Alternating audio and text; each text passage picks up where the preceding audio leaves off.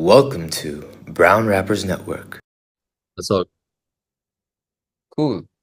So we have begun. Let's go.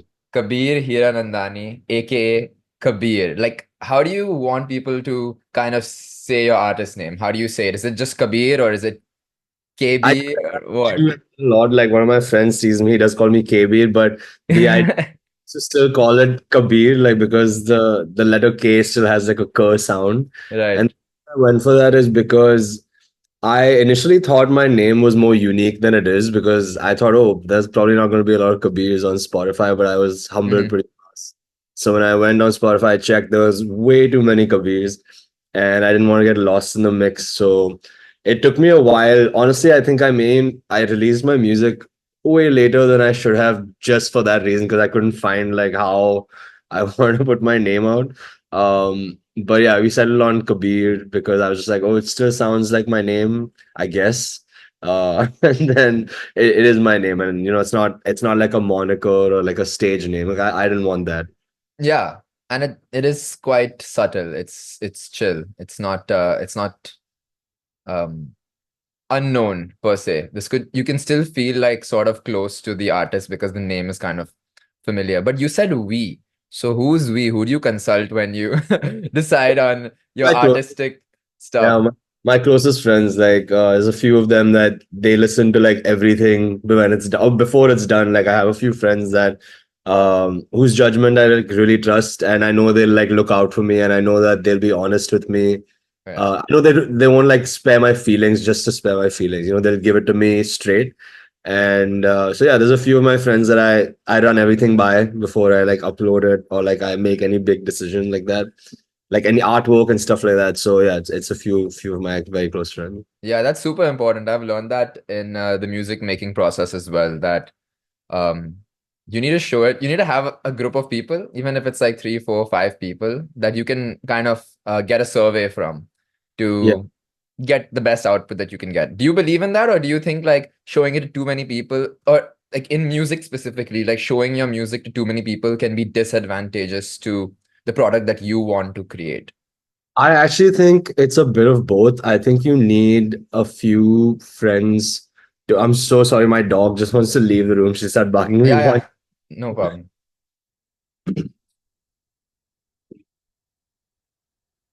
Yeah.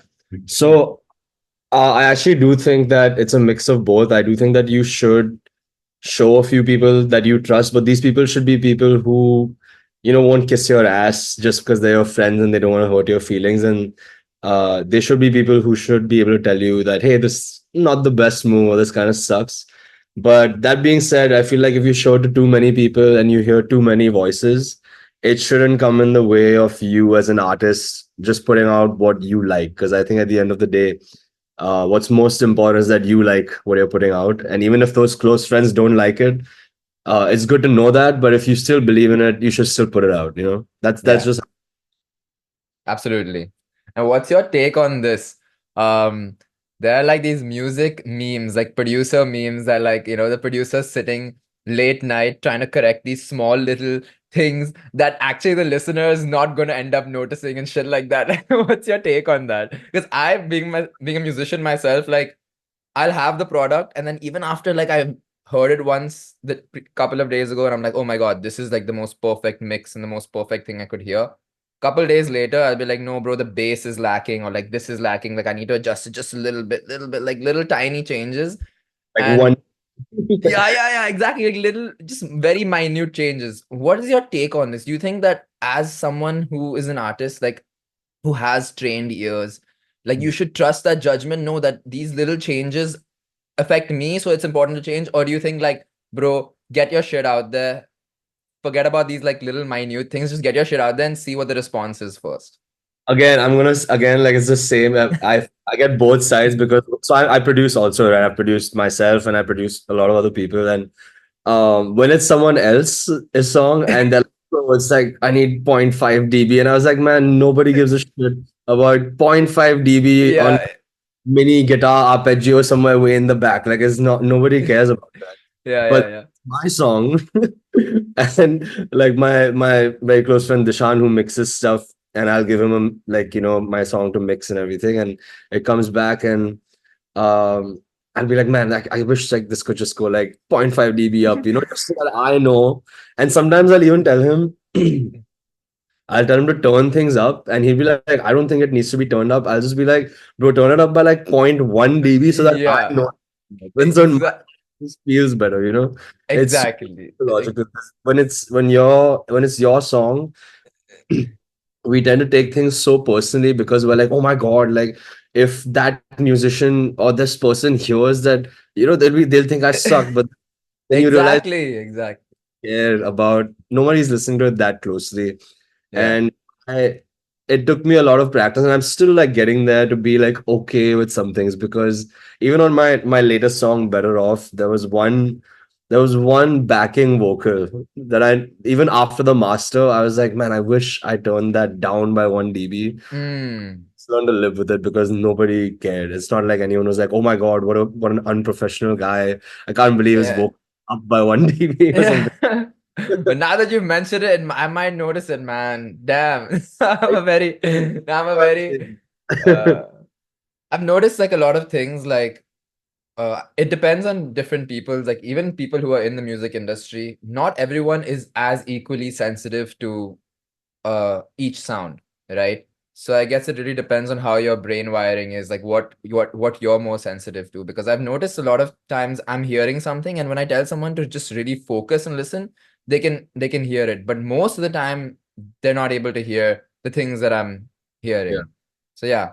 I feel like that's not just with music. I feel like any artist that really loves their work, and they put their heart and soul into it. It's such a personal thing. I feel like art is one of the most personal things in the world, especially when you make it, and you just want it to be perfect so that nobody can tell you did otherwise. But there's so Yeah. many times like that difference is so minute that it doesn't matter. Like even on my music video, I remember I was showing my homie Dishan the video, the first cut, which I wasn't very happy with, and I just told him to watch it, and I was like, I won't tell you what's wrong with it, but we'll discuss it after. I didn't want him to go, Yeah, yeah. watch it with that in mind. And then he watched it, and he's like, yo, this is good for a first draft. And I was like, wait, did you not notice that the cut was like 1 frame off? And he's like, no, I didn't notice that. Bro, So when it's your own music video, I've yeah. been through that couple of like I've done 2 music videos, so I've been through that. Like I'll be like, do you not care like that there's 1 frame that's, kind of Yeah. just like flickering like a glitch here and there, and they're like, bro, of course we care, but like it's just a first draft, like, we'll fix that. I'm like, yeah, okay. I got into a whole like argument with I won't name the person, but like so someone on the team of the music video, Hmm. because there was, and no one noticed this, so I'm gonna like spit it out now. There's one missing frame in this video, but no one noticed it. But right before the video was Oh my uploaded, God. I noticed it. So I was Oh shit. like, this is gonna ruin everything. Like all the money I spend on this is just done. Like all the time. And then I showed to a few friends, and they were like, I don't know what you're talking about. But I was like, okay, great, thank God. Yeah, yeah. Shit. So it's still there. It's It's on the there video. on the It's official on the video, video. but we couldn't change it, and it was like I was in Kashmir when the music video was being uploaded. I had my friend upload from Bombay because I didn't have Crazy. network, and there was just no time for me to run that back because they would have to go back to color grade, then come back from color grade. So Yeah, yeah, yeah. you learn, you live and you learn. And I was like, nobody noticed, and Absolutely. I watched it multiple times, man. I did not notice anything. I did not notice the dead frame. So proves I the point guess, that people don't look into it that closely. Only you look into your own art that y- closely. yeah, exactly. Like, and that's surprising because I did watch it multiple times. Like I said, like in preparation to talk to you today as well, I was like, no, I got to watch it a couple of times, and I really like the song too. So now that we're already on that, that wasn't going to be the first thing I was going to talk about, but since we're already on this, let's talk about this Better Off music video, Yeah. right? So you just said you were in Kashmir during the uploading process. Yeah. What were you in Kashmir for? Just a vacation. So I had from starting last October when I got back on the Heeramandi team till like April, I was burnt out. Like I need to get out. And my mother and I were supposed to take a trip to Bali in April, Okay. which happened because of some like passport. We didn't get our passports back from another visa thing, so we just got like. Once I was done with my song and once I was done with like shooting the video and everything, I was like, "Yo, I'm out. I need to take a break." Yeah. And then I just like a few days before the release day for the music video, I left for Kashmir. And then I Okay. noticed when I'm there that the internet is like 1 Mbps upload speed and stuff like that. So I called my friend who was also the DOP on the video, and he uploaded for me from Okay. Bombay. Nice, nice. So, this music video was shot how many days before you left for Kashmir? Like, So we shot it 2 days before the song came out, which was the song came out on April 26th. So we shot it around the 23rd or 24th of April. okay, just one day. No, 2 days. So the first day was like 14 hours because majority of the video is shot on the first day. At my best friend's place in Bombay. He has an amazing like an apartment. So I just asked Right. him if we could shoot everything there. And he was kind enough to let me do that. And we did one day there. And then the next day on the DOP's terrace. So all the terrace shots that you see in the second chorus, that's day two. Okay, interesting. And what exactly did you do for the music? What was your input for the production of the music video? Because obviously you're involved in the storytelling because you're the writer of the song. But what other roles did you have to, what other responsibilities did you have to take up during this process? Quite a few responsibilities, man. More than I would have liked to, but I loved like every part of it. So initially, I had reached out to a few people that I thought could help out with the music video, but it was just like there were too many hurdles, and I was like, you know what, fuck it, I'm gonna direct my own music video. And I'm luckily so Adiraj, the guy who plays my character in the Right. video, he really like helped out by bringing on this our friend Rudraveer Singh, who was the DOP, and Rudy just like took care of a lot of just the logistics and everything. And me, Adiraj, and Rudy kind of conceptualized the whole video. And on set, it was me behind the thing, kind of giving directions to Adiraj and like the steps and everything. So that was fun. Like it was very, very collaborative between me, Adiraj, and Rudy. And yeah, that's so I was there in the writing part, like direction, and even on the edit because I know how to use like Final Cut a little bit, and I knew what I wanted. So when the editor came on board, I feel bad for him, but like I was like a backseat driver in that situation because at one point I was just like, "Yo, get up!" and I just sat on his laptop and I started editing stuff. Yeah, yeah, yeah. It Yeah, it so it happens, bro. Yeah, yeah. I mean, even though, yeah, I've been through this process, but I'm not gonna dive deep into my process. Sticking to your process.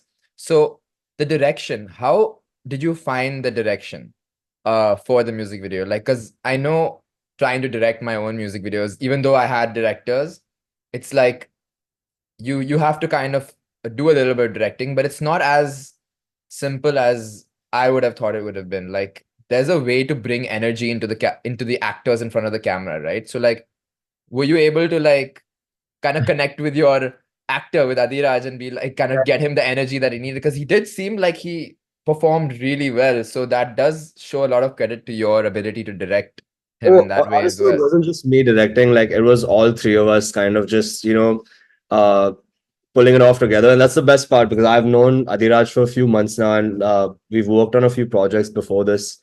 And I feel like he and I just connected like as people before even working on this. So when he heard the song and he agreed to be on the music video, I think we just like formed a bond because we kind of conceptualized it together and we just be like Mm-hmm. it was more about the hang, it wasn't so much like, oh, let's sit down and work. We just like sit down, hang out, talk shit, and somewhere along the line we'd come up with a concept. So it really didn't feel like I had to bring it out of him. I guess the only thing that would be like, oh, I would tell him about how I feel since he is playing me. Yeah. And I just told him that, the song is called Better Off, but the story that I'm telling is that I'm pretending to be better. I'm not actually better off. So every Ah, yeah. artwork where I'm throwing up to the Yeah, video yeah. where he's acting like a fucking lunatic. I just wanted him to show that this guy is not okay. Like he's just saying Eh, he's so oh shit. Yeah, that makes a lot of sense. Yeah, that makes a lot of sense. I I don't kind know. of yeah, go for it. No, say what you're gonna say. People ask like, oh, why do you make him so animated? I was like, because because the song says, "Hey, I'm better, but I'm not okay." Like this is that's the actual thing. So I want Yeah. to be able to portray that, and he did a fabulous job. Like all of my friends love, even people I don't know, like they reached out to me being like, "Oh, the actor was amazing," and that just meant a lot. Yeah, he was really good. I did feel like, yeah, he was being extra in a lot of places, but the story, like the concept behind it, the concept behind it makes a lot of sense that, yeah, he's trying to like act okay, but Yeah, really he's not. So that kind of friction is shown in that in that exaggeration of like a personality. No, it was nice. I really like the color palette of the music video as well. It was, pink robes and stuff. yeah, the Yeah, pink robe and yeah, yeah, yeah. It was eye candy. I think that's super important when you're yeah, producing a video, right? Like no matter how good your location and your this and your that is, like if the color is yeah. not like vibing, if it's not eye candy, if it's not appealing to your eyes, you can watch it again and again and again, like I could with this music video, That without means like being sore, like it was feeling comfortable to be in that vibe. So really good there's job on that. Yeah, there's so much about like, writing, and I'm not from that world, so like my takes are very like beginner takes on this. But for me, like whenever I've liked a music video, there have been some music videos that didn't make sense to me at all, but I just loved looking at them. Like I was like, oh, I can't take my eyes off this because it's so well done. Hmm. And the colors are popping, what the movement is, it's just like so nice to look at that I don't care if there's a narrative or not. And I feel like a lot of people get wrapped up in the narrative of things sometimes, where I was like, yo, if it doesn't look good, nobody gives a shit about your narrative, like if it, and you know what I Yeah. mean? Same thing about music. Like people, I feel like sometimes take themselves too seriously, and they're like, oh, this is the story and this is what I'm trying to say, and that's all good. Like you should, that should be very, very important. I would say that is still the most important thing. But if it doesn't sound good, I'm not going to listen to it, I won't be Yeah. able to listen to it over and over again. I might listen to it once and appreciate the artist for being like, wow, I'm moved by this story, but I will come back to it if I just loved what listening to it felt like. You The know what I mean? impact is not what it could be. The Yeah. impact is not what it could have been and what you wanted it to be. Like you knew the potential. You're like, oh, this had the potential to be impactful, but At the end it's of the day, the impact it's such a like vague word to say, but it's just feeling. Like when you watch something, you feel something, or if you listen to something and you feel something, yeah. that's what I'm motivated by. I'm not. When I was younger, I was like, oh, I need to impress these guitarists and impress these producers who are like 1% of an audience for anyone. So I was like, fuck what y'all think. Like, I just want to make stuff that I like and that Yeah. feels, as long as it feels good, I'll make anything. So. Right. And linking to the story of what you described Better Off to be, um, when did you write Better Off? Because this personality seems like a little bit of a uh younger version personality than what No, like. actually, I wrote this song in January of this Oh year. yeah? Oh Yeah. yeah? So, So heartbreak, I'm assuming. yeah, so I had my heartbreak back in like 2022 when my relationship. Ah. And since then, I wrote at least 10 songs, but they were all like fucking depressing. They were just like, and at that point, I don't even think I was trying to write songs. I think I was just trying to vomit out just all this filth that was in my body and in my mind that I had to get rid of. And my first song was I didn't want my first song to sound very sad, so it when it has a sad context, it just sounded happy. My second song just sounded sad. And then I was like, I'm kind of done being like a sad boy. Like I Yeah. like my friends know me as someone who likes to talk shit. I love laughing, I love having fun. And I was just like, let's make a song that is actually fun. I like listening to fun music. It's just that when I write music, it comes out sad. So I was just like, how about I combine both? And even though the context of my song might be sad lyrically, I feel like it's a fun song. That's what I was trying to go for. And more than anything, it's goofy. And that's a big part of my personality also, which is why the artwork, music video, I wanted it to be something that is not taken so seriously. Like it's not supposed to mean something. Hmm. It does mean something, but like even if you don't find the meaning in it, it's just fun to look at, or it's fun to Yeah. watch, or fun to listen to. So yeah. Yeah. It's easygoing, but it's still meaningful. Yeah, it's meaningful to me. I mean, Yeah. I'm saying, um, and even with the artwork, like there are things that are very personal. Even in the music video, there's no one will ever notice these things, but there are tiny, tiny Easter eggs here and there. And like those are Like just what? Like what? well, in the start, there's like um man, I don't even know if I should say this, but I guess fuck it, it's the art. So in the start, there's this part where Adiraj gets up, and in the back, you'll see this book, and that book's called For the Record. And that book was given to me by my ex's mother on my birthday.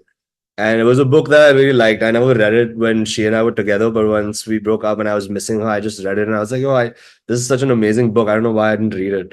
Uh-huh. And so that's one of the things that I'm willing to tell anyone. Okay. Right there. It's next to the Kanye West graduation poster. If you Okay. look, yeah. Nice. Okay. How long were you and your ex together for? About 2 years. Yeah. Solid amount of time. Yeah. Yeah. Personality changing amount of time. Yes, absolutely. How did you and Adiraj meet, by the way? So Adiraj is the brother of a very close friend of mine. Her name is Jahan. So Adiraj's older sister, she runs this amazing theater company called Micro Theater, with whom I've worked with them a bunch. And I met Adiraj because he was acting in one of the plays in Micro Theater, and I was also doing background music for those plays. Oh, wow. We did a few runs of those plays for starting. I joined the company like last October, and I think we've done about three different editions of different plays since then till now. So yeah, I feel like from the get go, when I met him, I knew he's like a fun guy, and I knew if there's someone to bring fun to this video, just even conceptually and on screen, I knew that was going to be this guy. Because when I met him and saw him act, I just saw that he gets my kind of humor, and Nice. Yeah. he really bring it, and he did. So yeah, What exactly does microfilms do? Micro Theater. Micro theater. It's a collection of six like 10 to 12 minute plays. And yeah, that's kind of what it is. So each show will have like six plays. It's an hour and a half long. And yeah, they've done like a lot of editions now. They're on like their fifth edition of new plays now. Is this like plays available online or is it like an in-person Watch it theater? live. You watch it live. So we actually played at NCPA earlier this year for the first time, which was huge, considering that they started this from the ground up. And it was my first time playing at NCPA, which has been a dream of mine since I was a kid. Mm-hmm.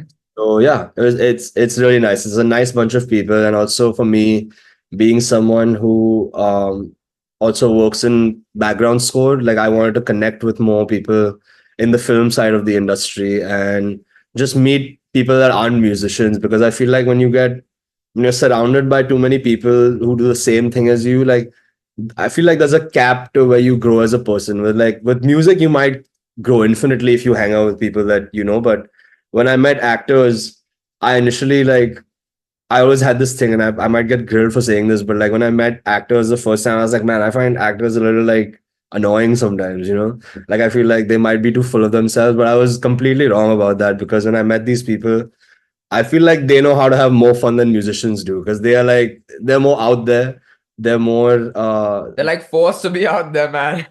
out there. Like we just hide behind our mic, and you don't have to see a musician's face to like their music, but an actor really has to be there. And they really, like, all of them are hardworking people. A lot of them not even from Bombay, and they moved here, and like I just appreciate their motivation. And yeah, they're really Nice, cool. nice. I'm blessed to have worked with a lot of the people that I met there. And I met Ariraj there. um I'm pretty sure the next few people on my music videos are going to be from that group. So yeah, it's a very nice place to be. Nice. Consider me too. I'm an actor as well. Oh, definitely. Yeah. That's a Jahan. But this talking about background scores for films. Go ahead, you can have a drink, even I'm gonna have some more. I'm pouring myself some water. Okay. Yeah.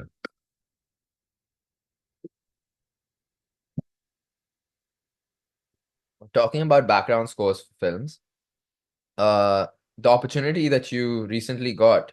Congratulations on the gig that you got for Heeramandi. Thank you, man. How did you come across this opportunity? Was it like through networking with this micro theater group? Oh no, it was actually so way back in 2022, I was working for this composer duo called Naren and Benedict. And with them, I worked on the show called Trial by Fire that came out in 2023. And back when I was working on Trial by Fire in 2022, we had kind of started working on Heeramandi with them. But then I left the job for a while because I was like, oh, I really want to just work on my music for some time. And I wasn't seeing uh I don't know, for me, I wasn't seeing the returns that I was seeing in putting in so much time working for someone else, even though they were amazing people to work for and everything. I just felt like I needed to work for myself for a while because I just wanted to see direct results for myself. Mhm. And I did that for a year, and then I got a call from Naren like in October of last year, being like, "Oh, we need an extra set of hands because the deadline's been pushed earlier." And he asked if I could join the team, so I was like, "Fuck yeah!" Like I want my Fuck name yeah. Yeah. Leela Bansali show, and that was it. And I joined. It was 6 rigorous months. It was supposed to be 3 months, but it was 6 rigorous months, and Jesus.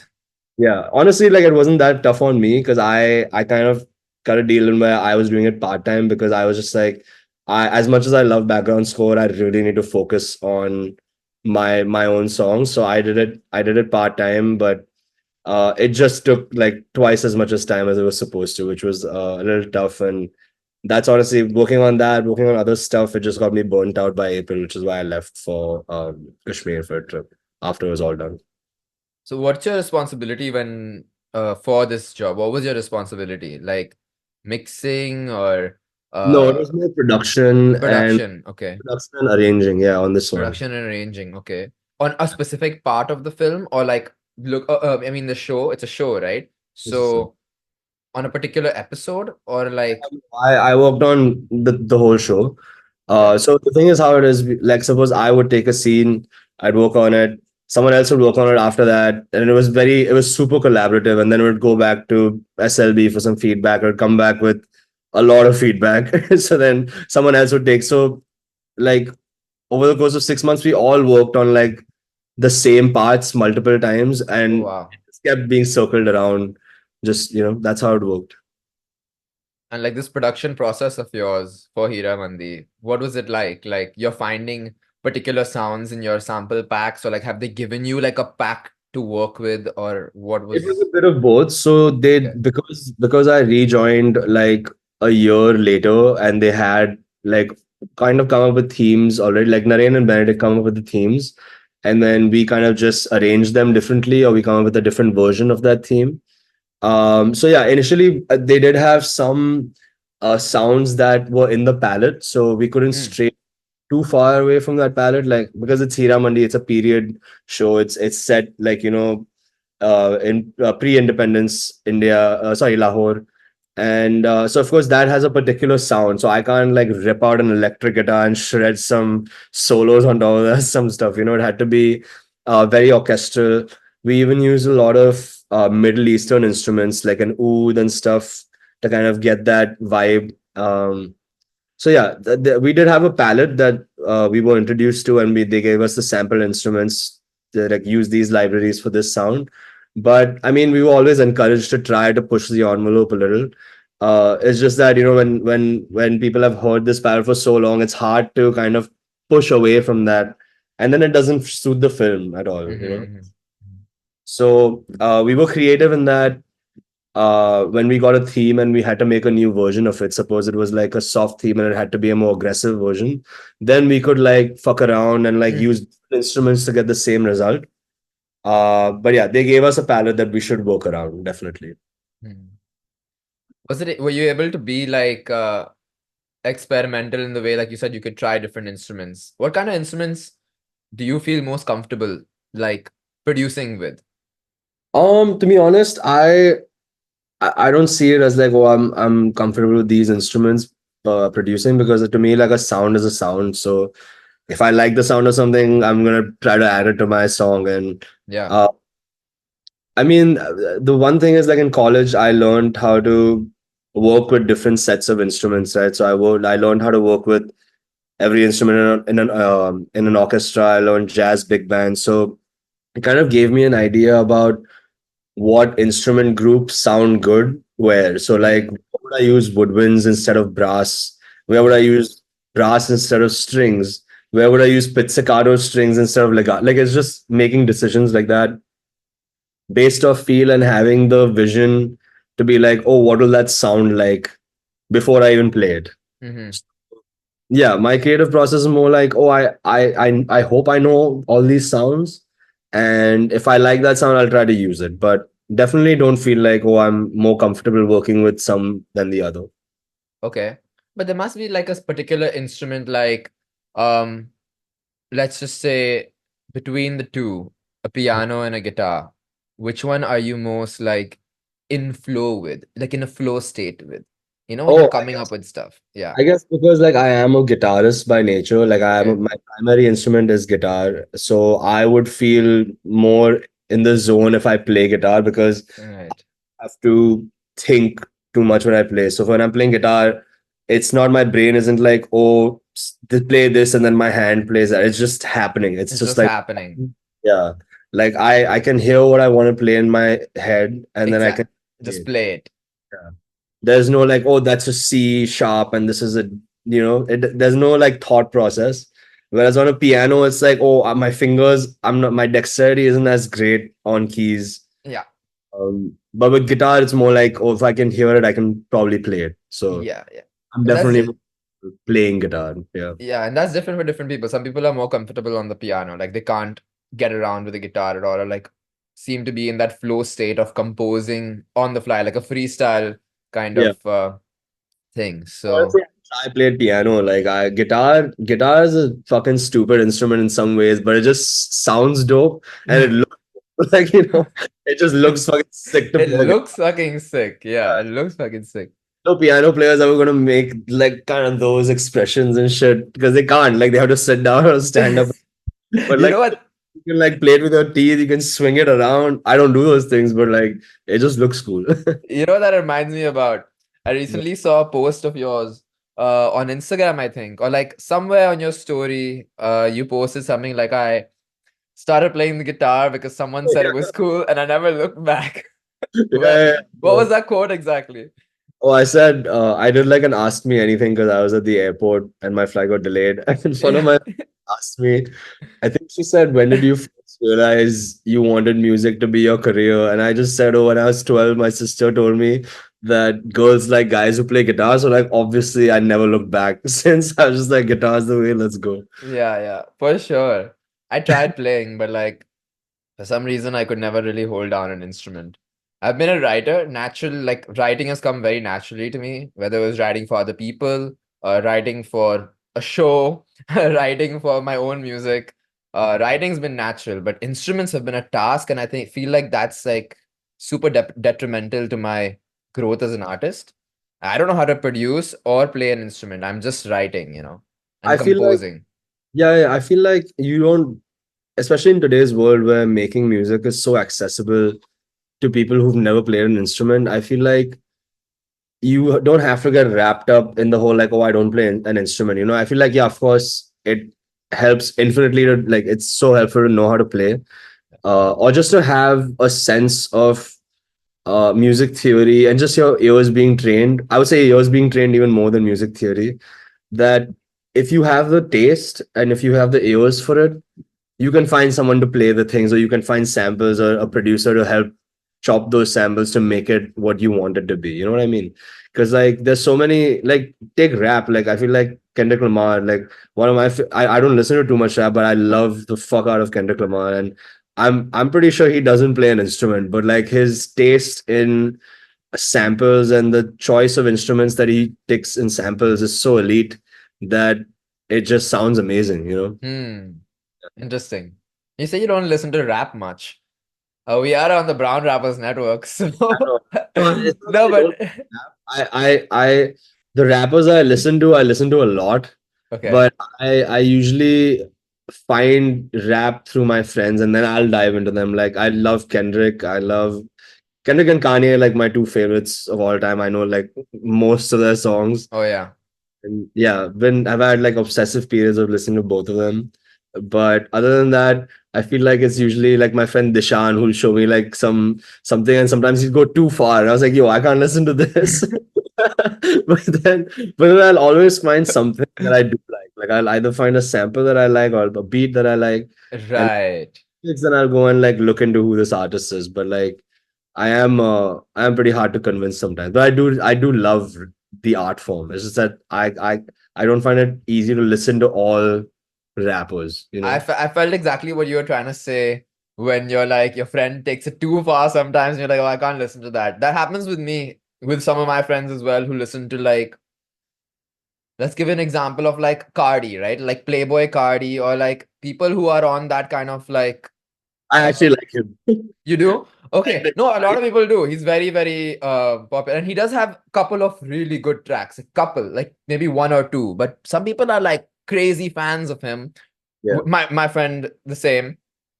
And I don't get it, man. I'm like, bro, I can't hear this shit. Like, I can't like, No, to nah. me, I was so like I think I was very late to the party with KBIR. I think the first song Right. that was Spin, which was on Travis' album.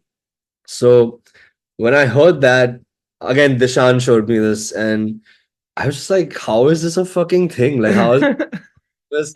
And then I was so fascinated by was so fascinated by this guy that he raps like this, and he's so fucking famous. I was like, that's pretty cool, man. Like, you know, Yeah.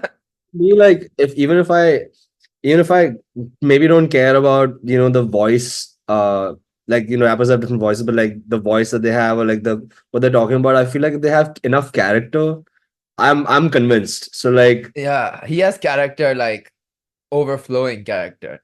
yeah, yeah, yeah. Yeah. Yeah. Like and I watched this one reel. I think someone put up a reel of him like doing ad libs.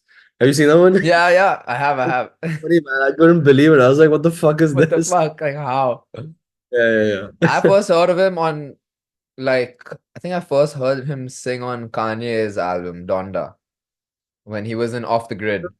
Donda was one of the albums I just like I tried, man, but it was just too many songs and be like I just not a lot of them stuck. I like the one with The Weeknd, Hurricane. I, Yeah. I like Junior also. Junior, yeah. Junior, Hurricane, Remote Control. Control. Uh, there was on Off the Grid. I loved Off the Grid, bro. I feel like I know Off the Grid. I'm just like 5 5 Foreign, and Cardi was in there as well, saying, "We off the grid, this for my oh, kid, yeah, kid, this one my kids. Yeah, kid." yeah, that's a sick one. I Like, just I think I didn't know Playboy Cardi at the time, so I didn't register that he's on that. But yeah, Donda was not my favorite, obviously. But then I'm more of like an old Kanye, I like the old. I'm an old Kanye as well, old Kanye guy as well, but Donda completely different to the experience that you have had. Maybe because I even watched it on Apple streaming when it came live at the Mercedes studio and stuff. I watched the whole show, and for a whole year, Hmm. I was on Donda on repeat. Yeah, Like I was on Donda on repeat. I was hearing Off the Grid, Hurricane, Remote Control, like the song with Andre 3000 is fucking sick. I'm forgetting the name, but it's I a think beautiful. I think that is Off the Grid. No, no, no, that's No, not off. no. That's a more like serious song. I'm forgetting the name, but I love that song. Wait, let me just see. Let me tell you. Uh, Donda.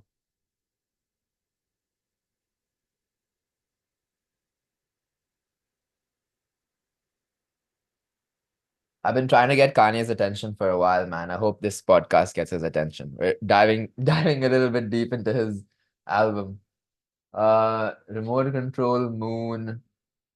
Oh, Moon again. Moon's a Moon beautiful. was beautiful as well, yeah. So, bro, there's quite a few songs from Donda that was That's true. Now that you say it like that, there are quite revolutionary. Like, I feel like life. it was a revolutionary album. Even Jail, one of the Jail songs, Jail Part 2, Junior, What it sounds like, but I think the song I was talking about was "Life of the Party" with Life of the Party. वो yeah, fourth, Donda में है क्या? yeah, it's in Donna. It's the fourth song, 130,000.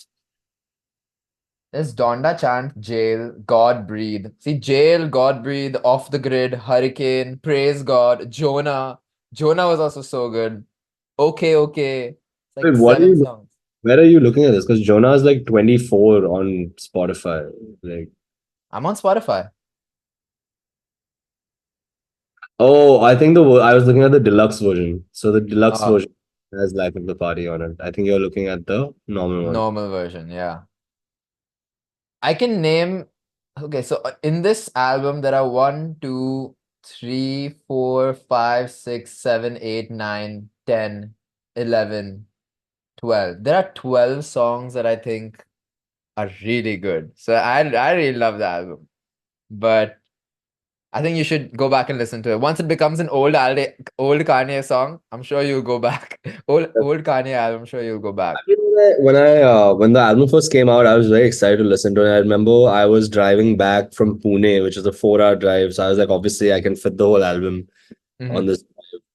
And I just found myself in some songs being like, okay, fine. But to be honest, I like Donda way more than Vultures. Vultures was not my vibe. I hated that album. There's just one song, and honestly, I only like that song because it was funny. And then you know which one that is, bro. Yeah, yeah, beautiful big titty but naked women don't just fall out the sky, you know. It's Yeah. funny. But as a song, I was like, yo, fuck this song. This fuck that song also, yeah. Yeah, I only liked it because I was like, that's the most Kanye shit I've seen in a while. Like, it was pretty fun. Legit. Yeah. No, but the way he creates culture is quite amazing. Although I'll agree again, bro, this album was ass. Like I am the biggest Kanye fan that I know. I'm the biggest Kanye fan that I know. And I haven't heard the whole album through and through. Like Really? I heard the I whole album. I didn't hear the whole album through and through. I was so disappointed the moment I started hearing the album. I was like, what is this? I went to the next song. No, man, this is not it. Like next song, no, man, it's not it. And I was like, I'm not gonna listen to this. And I still haven't listened to any of the songs properly, like added it to my playlist or like listened to it properly. Not Vultures yet. I actually gave it a second, like I gave it a second listen because the first time I heard it, it was just at night and I was it's like, what the fuck is this? And and then again I was driving out of town the next day and I was like, okay, now alone, I can listen to the whole album. And Uh, this is not it, man. Like it's not hitting. In fact, the first song, I'm forgetting the name of the first song, but it was more of that like gospel vibe. And I was like, okay, I Carnival.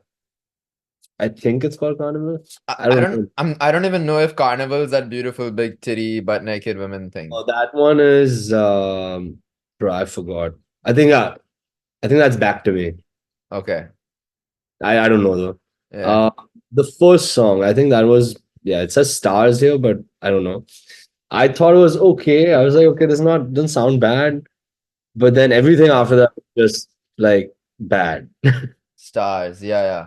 So Carnival. Okay, so that beautiful big titty song and Carnival was kind of stuck in my head for a while just because like it was all over the internet, I guess. Like the honorable, the carnival. Oh, that he's this the way he sampled that. What a genius move though. He sampled like a fucking football stadium chant of Yeah, I remember that. bro. See, that's where I gotta like take my production to. Like right now, I'm like very basic, but like you gotta kind of sample something that is sort of out there. I don't think anyone has sampled a football crowd before, even though it's so sampleable. Like it's such a sampleable thing. I Like wouldn't be surprised if someone has, but like, I mean, yeah, for someone like Kanye to do that is pretty cool. Like, yeah. yeah, Kanye does Okay. have samples. Enough about Kanye, bro. Let's talk about you. We gotta So move to your again, yeah. Let's talk about you again. We gotta move on to your other songs.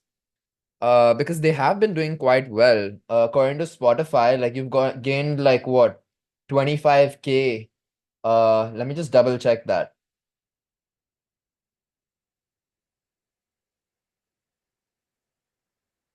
Right. So you've gotten 25K streams on plus on. yeah. Like, did you assume this success streaming wise and like Well, uh how did you reach so many streams? Did your songs somehow get picked up in the algorithm and get added to some playlists and something like that? So to be honest, like I don't even feel like that's success, because to me, like I wanted like my songs to hit 100K, but honestly, I don't think those songs were worth them. But the way we got these songs out were mainly through video content, like through like I was supposed to make a music video for that also, but that was really bad, and so I just made two reels that did one of them did pretty well, but also I have a someone that I hire who helps me with marketing this stuff, like using Facebook ads and everything. So what we try to do is reach people who actually do listen to this kind of music. And initially, when he told me about that, I was like, I don't know, like, it just doesn't make sense, because I've never seen an ad and clicked on it and actually listened. Yeah, I was like, that I would never do that. Why would anyone else? same. Yeah. But then, um, what I saw even on my Spotify for artists and stuff like that is that this isn't the ads, but like my algorithmic plays got a little higher on with on and on, and I guess that was like Spotify pushing it to people on radio and like Mm. weekly and stuff like that. And also the ads help to reach people that I've like never met. I don't know these people, and to me, if you say that to me earlier, I'd be like, oh, they're probably bots. How do you know these numbers mean anything? But then I got a lot of messages and like comments by people who are like, real people, and they were just like, oh, I'm literally rooting for you and stuff like that. So Yeah, real people for sure. like, it's like numbers don't mean anything if Yeah, those people aren't gonna come back, or buy your merch, or like yeah, come to your show. Otherwise, numbers are just numbers for like a label to look at, to just be like, oh, let's sign this motherfucker. But like, right. I don't care about all that. For me, it's like I want my song to reach people that will stay back, that'll follow my journey. Now I'm only 3 songs in, but like a year from now, I'll be like God knows how many songs in. So I want those people to stay back. And luckily, my friend Zishan, who helped with this stuff, he does this pretty well. Like he knows how to find your audience in India, especially. And yeah, I feel like it was a bit of everything. It was a bit, some of it was the video content, some of it was the Facebook ads that we ran. Some of it was it just getting picked up by the like in my Spotify for artists. I'd say like, oh, it's in this playlist that got me like so many plays. Like Mm-hmm.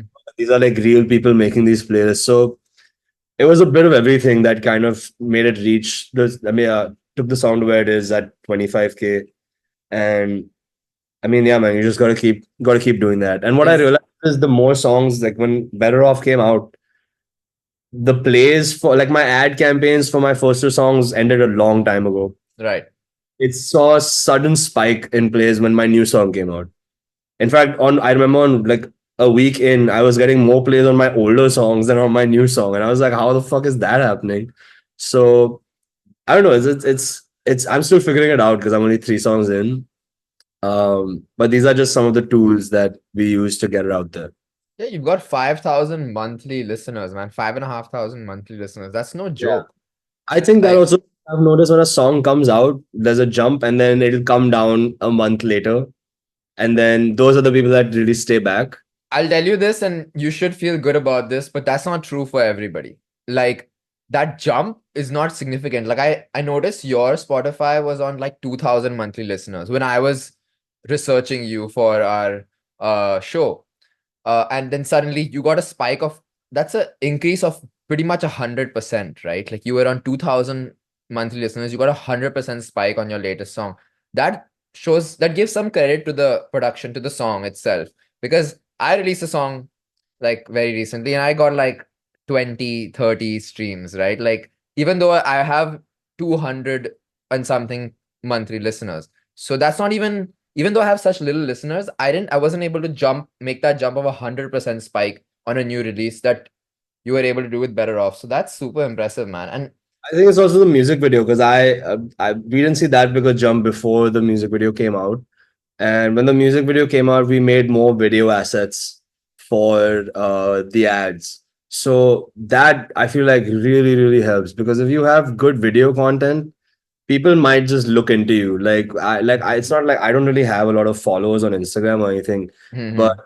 ever since my song has come out, I've gotten at least 100 more followers. Like just like that, because I put up 2 reels that did over 10K just organically, and Wow. I just got a lot of people following me from that reel. It also helped that Adiraj is a very good looking guy and like he was on those videos. So I was like, get a super hot looking guy and like you will get more followers. But yeah, I feel like I just from what I've seen from people who I really look up to, not just in music, but like someone like I don't know if you know who Dana White is. He's Yeah, of the course. Yeah, so I fucking love Dana White, and he is one of the first few people who really understood the power of social media. And I'm typically the type of guy who hates all that shit. I'm not about promoting myself on social media, and it comes very unnaturally to me to Hmm. do all these things. But I feel like in the age we live in now, that's the kind of way to do that. And I'm still not even good at it. I feel like I could be so much better at it if I cared about it. But with Better Off, I just wanted to make sure that I am at least pushing myself a little more than I have in the past when it comes to my social media and like trying to put out content that I've actually made an effort into. Otherwise, I just put up like covers which were easy to edit and they didn't look that great. And I was like, in my head, I was like, oh, the music's great. It should take care of everything, which sadly isn't true anymore. You have to make it more 3D than that. You have to have good Absolutely. stuff. And yeah. Absolutely, man. And just to touch on that point, do you really think it's the care? Because I'm not sure it's about like caring for the social media, because if it helps your music, I feel like an artist would automatically care. Like you would also care like about the social media aspect of your stuff, because like that's only gonna help you. I feel Yeah. like it's on some level, it's the courage, right? And I'll explain why I say that word courage. It's because I feel like you, um, that my social media presence could be so much better. Mhm. But there are certain things that I would like to say, or certain content that I would like to create, that I think too much about. I'm like, nah, but like, I don't want to like say this, and I don't want to release this particular statement that I have thought about. It's just because like it may be controversial in a way, but then again, it's like you need to have the courage to like say certain things and like create certain content in a certain way that I guess that shows your courage. That doesn't show that, oh, you're playing it safe. Like you're taking a little risk, and that takes a lot of courage to make like risky content, or even speak what you would want to speak naturally, right? Like statements that you would like to make. It's like, am I okay to make it? There's like other things in the balance as well. Like there's a reputation. There's like a um responsibility to society that I have to maintain, and because of that, I'm not able to exactly say what I want to say. I get that. For me, it's not even about like saying risky things. Like sometimes I feel like I have a perception of how people see me, Hmm. and I might not even be that person like inside, but I just feel like, oh, people see me as this guy. And if I'm not that guy, they probably won't care about me.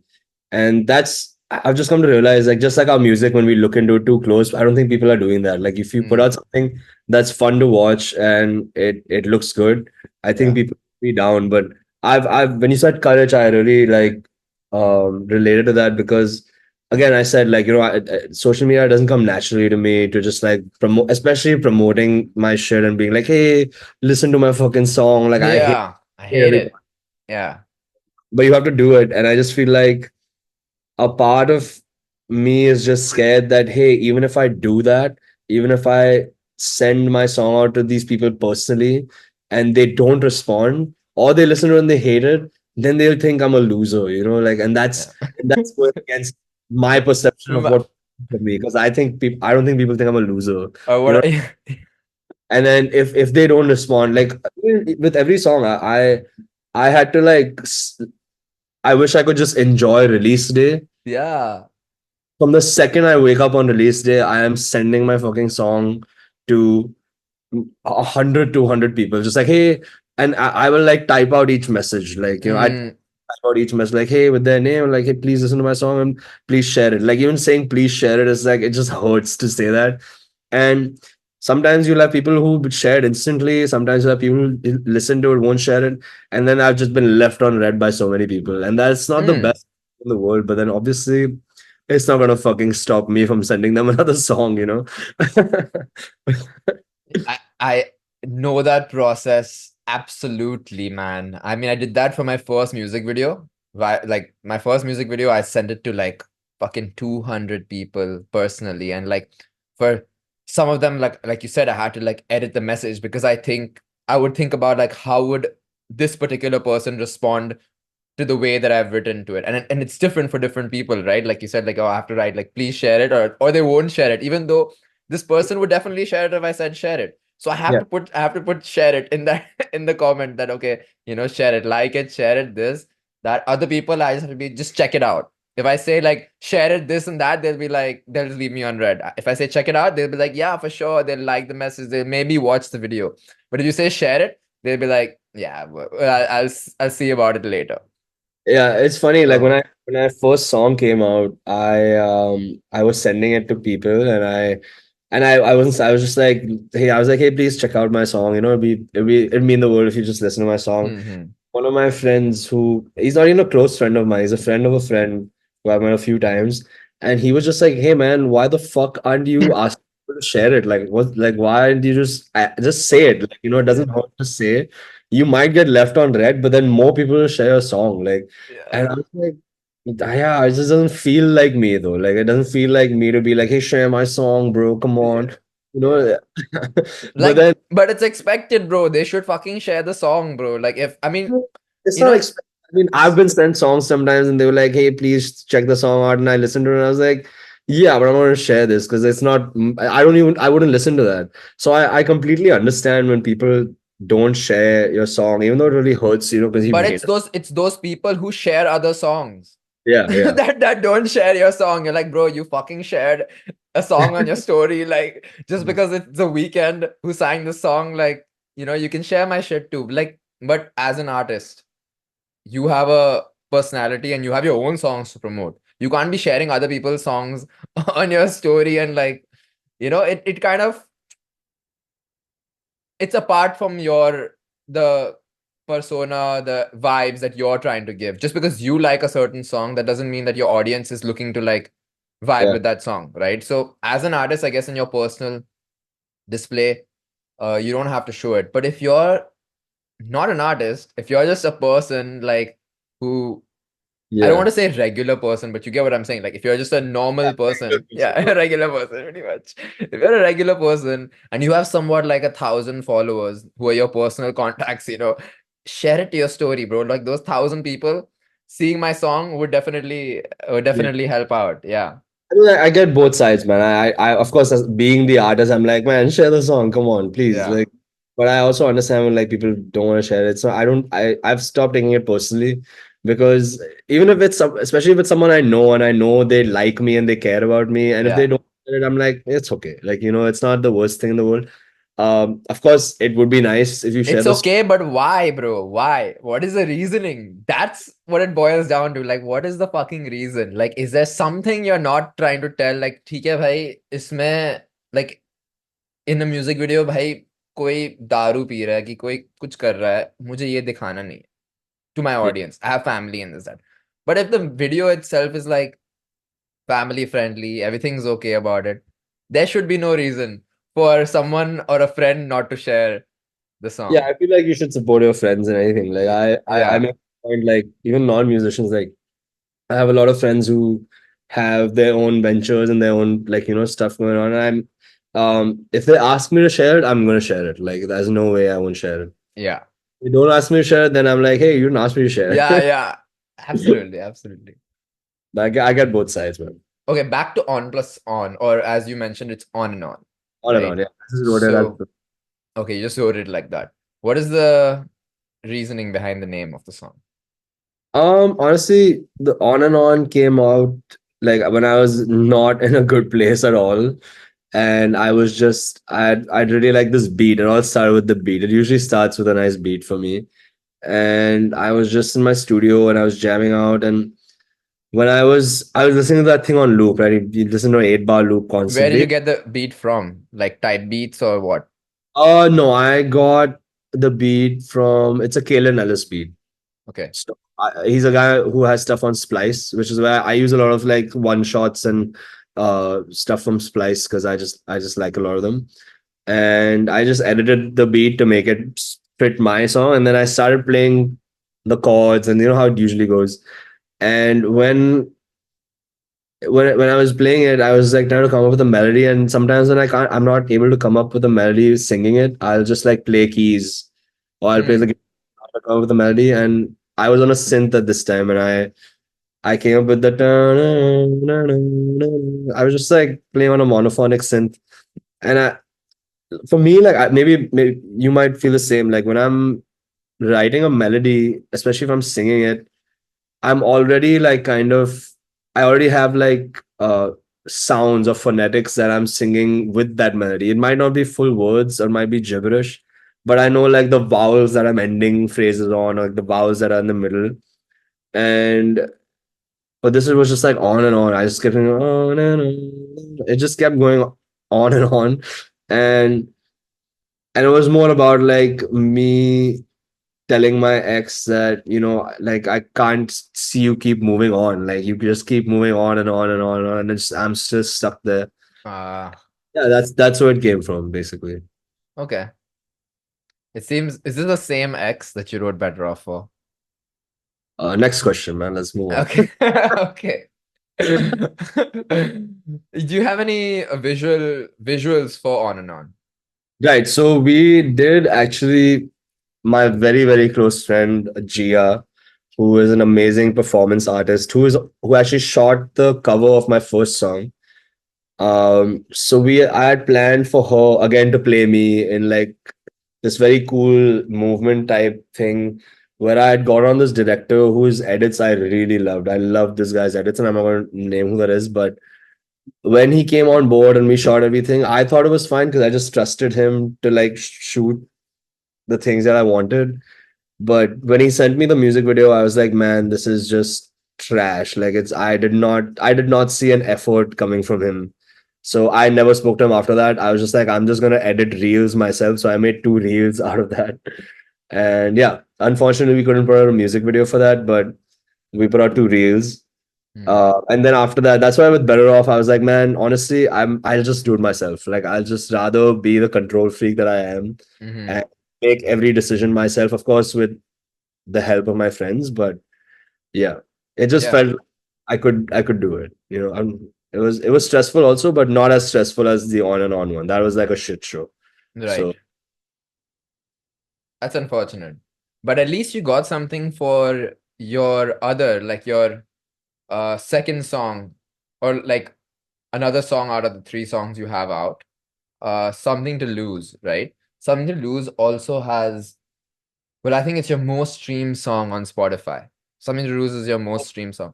it was the first single that I put out. First single that you put out.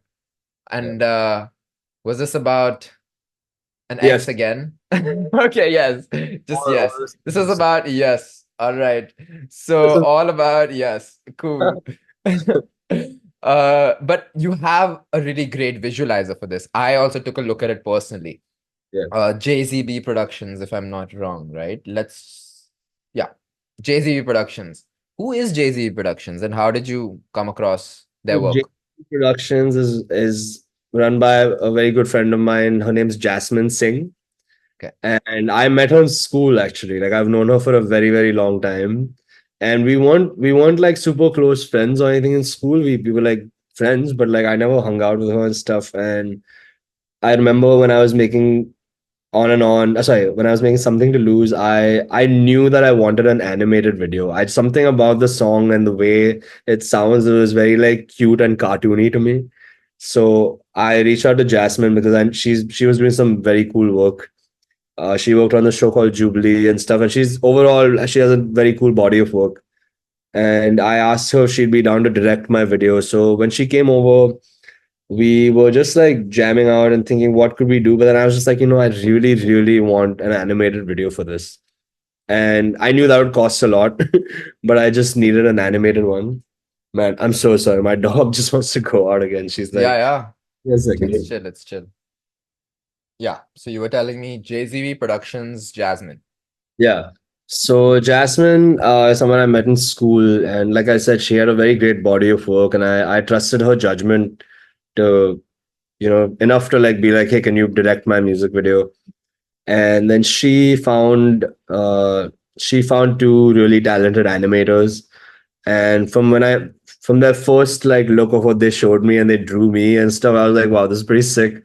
And they really helped out with even making the video very, very personal. Like, again, there are many Easter eggs in this video that not many people understand. And a few of them they came up with. They just asked me a lot of questions about me and about my ex relationship and stuff. And Hmm. with that, they were able to come up with some very cool concepts that are in the video. So yeah, it was a lot of fun working on that. Would you, by any chance, and if you're not able to answer this question, I will edit it out of the interview. But is there any chance you could give us a rough idea of how much is an animated video costs? I'm sure you got your own deal because you know this person from your childhood or from school. But you said you kind of knew it was going to be expensive. How did you know about this? I mean, just by knowing that good animation is expensive in general, I knew that, like, initially I had a budget of like 1 lakh that I was like, okay, even this is a lot for me to put in for my first music video that I'm never going to recoup this money back. It's never going to be back. Um, and I think when Jasmine reached out to these people, because these guys are pretty good at what they do, they even worked on Chamkila on Netflix now. Wow. Uh, I think they were quoting somewhere around 1.8. I don't remember specifically, but I knew that was like way too much for me, especially as like a music video that I'll never make the money back. I was not down for that. First But one, yeah. Jasmine was able to kind of like speak to them and kind of bring it down. And yeah, luckily that worked out much better.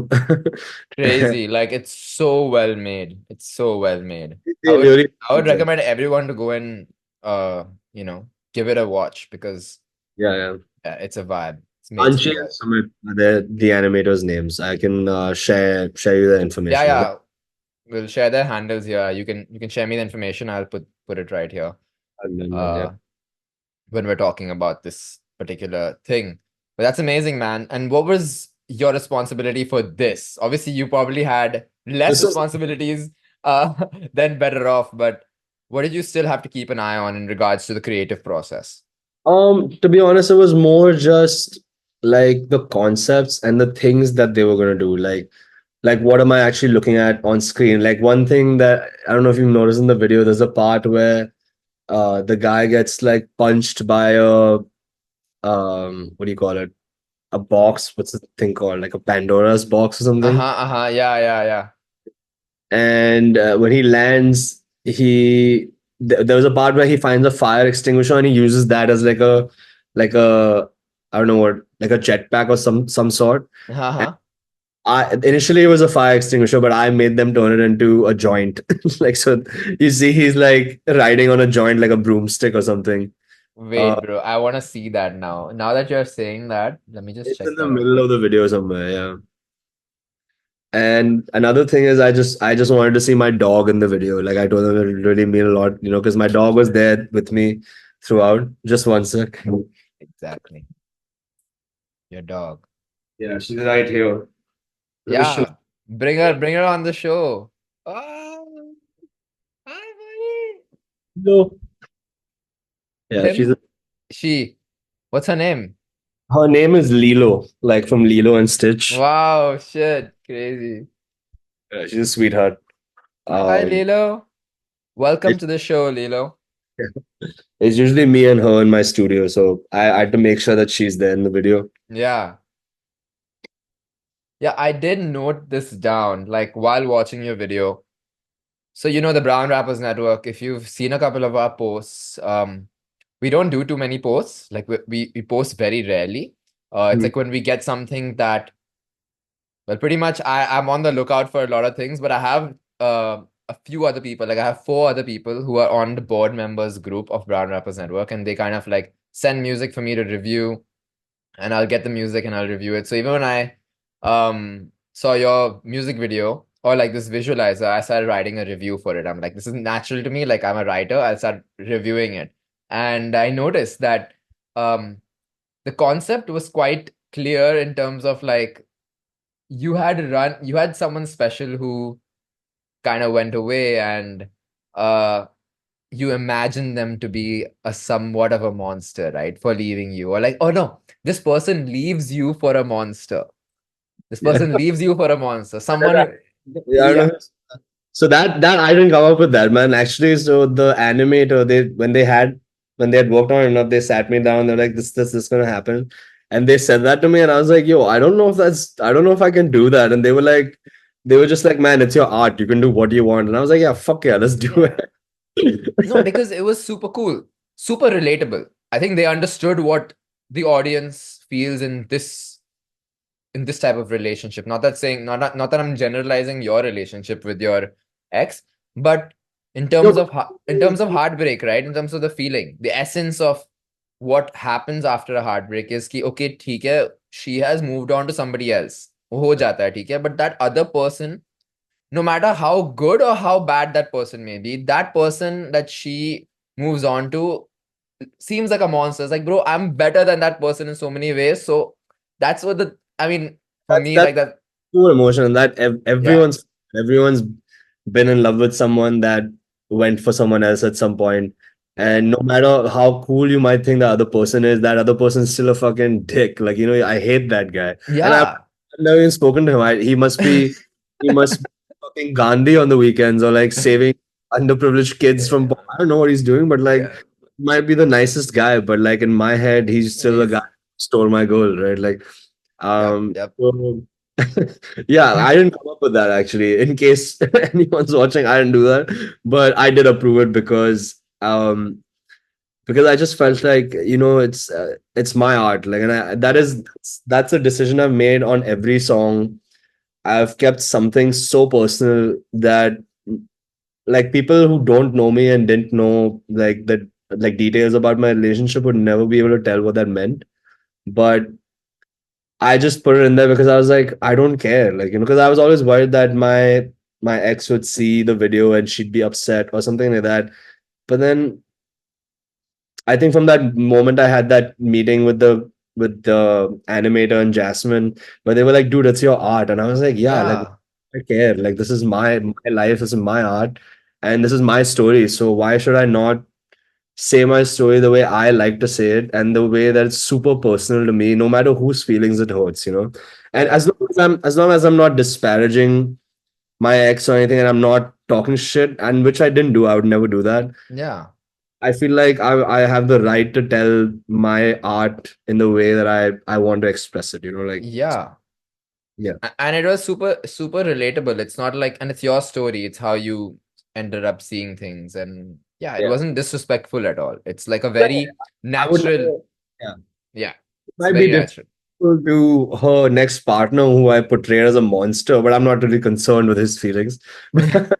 you know, I didn't want anything to come up where I am straight up shitting on my ex, which I didn't want to do that. That's not the kind of guy I am. Yeah.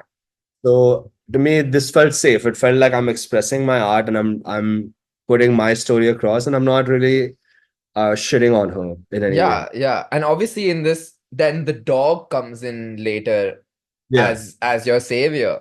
yeah, Uh, so, well, I'm guessing like an emotional support, right? But it does really come across as your savior. Like this dog yeah. kind of came in and saved your life. Did you have Lilo before you went through this breakup? She was 8 years old now, so Oh, she's 8 years old. Okay. she's an old lady now.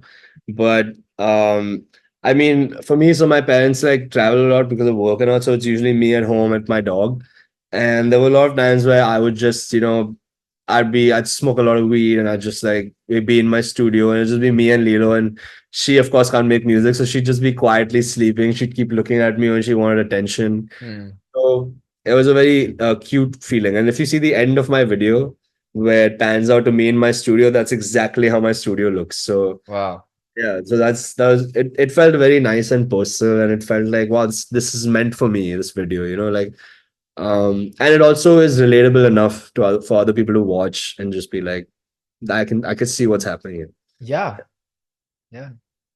Very well done. Like I can't praise this visualizer or music video, animated music video, if you will, enough. because this was something eye-opening to me as well. Like I really want to work with Jay-Z Productions for something in the future. Wouldn't recommend them enough. Jasmine, Kanchi, Sumit, they're really, really nice people to work with. And yeah, I would definitely recommend them. Cool.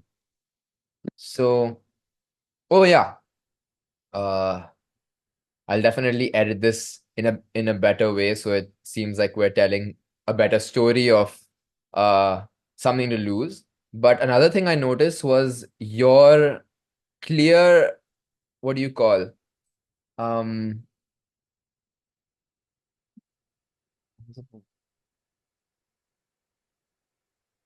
yeah, the feeling of you being trapped in this digital age, which you don't understand fully.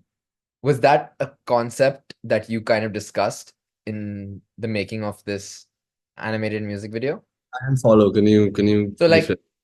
there's a part in the music video where it feels like you kind of are fed up of technology. Yeah, Like part of the phone where I land on the phone and stuff. yeah. It wasn't me being fed up with technology. It's that I remember when my ex broke up with me. Not technology, the digital age that we are in. Actually, I'm a big fan of like tech and I really like digital stuff. It's Okay. just social media that I hate. Like, I just Okay. don't like.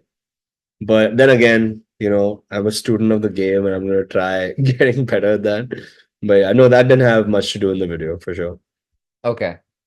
Okay. So now that we've talked about pretty much all three of your songs, right? We've talked about Better Off, On, and Something to Lose. I'd like to talk about your education in music, Yeah. right? Um, when we met initially, that was actually a stage in my life where I was in the process of applying to Berklee School of Music, but the Valencia campus. Got Just it. because I've already done my undergrad in the States. Yeah. So I felt like, yeah, Boston is the main campus, but I kind of want to discover another country along with pursuing my music. And Berkeley seemed like the best school in terms of everything that I could see that was going to be provided in the course. What was your experience like with Berkeley? Did you attend Boston? Yeah. I You did. attended 4 years in Boston, yeah. Okay. That was amazing, man. Honestly, I went to Berkeley not that good a musician. I honestly I don't know how I got in at the time. And I actually when I got in, my primary instrument was vocals because I actually didn't play guitar that much. And I didn't produce, I didn't play guitar, I didn't know shit about composition and writing for orchestra. But from the second I got there, I was surrounded by people so much better than me. Like, because for me, like my life before Berkeley was, hey, I'm the only guy in my school or in my grade who can play guitar.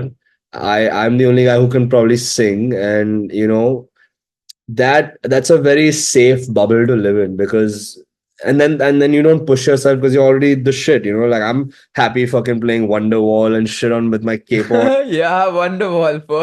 First ever chords I learned on the guitar. Yeah. Huh. But it's dangerous when you're surrounded by no one else who's doing that to push you. And so when I went to Berkeley, I was just surrounded by so many people that I was like, wow, I didn't even know that was possible. I didn't know you could be so good at something. Like the first time I found out what perfect pitch is, I didn't believe it. I was like, there's no way that's fucking possible. There's no way a person can just hear something and be like, that's a C sharp or that's an E flat or something. And when I met someone, I was like, wow, like it's a whole world that I was never exposed to in India or in my school at JNS. And from then on, I was just like, man, I really, really need to pull up my socks or I'm fucked. Like I'm fucked if I don't really like commit myself to this process that my parents are paying so much money for. Yeah. So, What uh, course did you do there? so I majored in contemporary writing and production, which is basically a lot of composition, arranging, and learning how to produce. And I also minored in writing for TV and new media. So again, a lot of like background scoring for ads and stuff like that. And then in my second year, I switched my instrument to guitar because I met this really, really amazing guitarist at Berkeley. His name is Brian Park. guitarist from Korea, and he was in America at the time. And that guy just inspired me because I was like, wow, I fucking love how this guy plays. I love every his playing was so tasteful and so elite that I was just like, I need to like this guy needs to be around me all the time. So he and I would spend a lot of time together, and we'd smoke weed and just talk shit, listen to like a lot of jazz records, and he would teach me just the many things that I'd never practiced or learned on guitar before. And then I had the courage to apply for to switch to guitar. I mean, if you don't get the application, they don't kick you out of the college. You'd still be in vocals.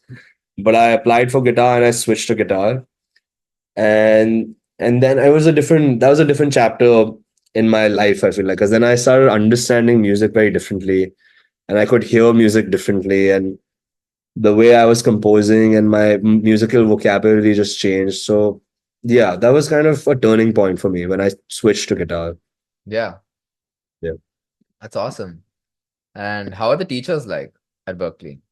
Oh man, I mean, amazing. Of course, there's some teachers that you're just like, man, this guy's just here to do his job. But like, Right. I was blessed enough to have some friends who turned into my teachers, and I was blessed to have teachers who turned into my friends. So it was just a very wholesome 4 years, honestly. Like I still have like two teachers that I'm somewhat in touch with. The two of my favorite production teachers from there who really loved my music, and not even this music, the music I was making then, which was very different.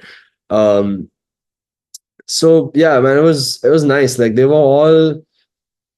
It was just cool to see that people who pursue music can have a life. It's like because when you're a kid and you tell people you want to be a musician, even nowadays, like if I'm like 28 years old and I meet like an auntie or something at a party and they're like, "Oh, how's music going?" They Huh. derogatory way as if I'm like fucking playing covers, busking on the street or something. And I'm like, how's music? I was like, you don't know shit about what I do, honestly. Yeah. So you ask. Because the music is just playing songs. Yeah, yeah.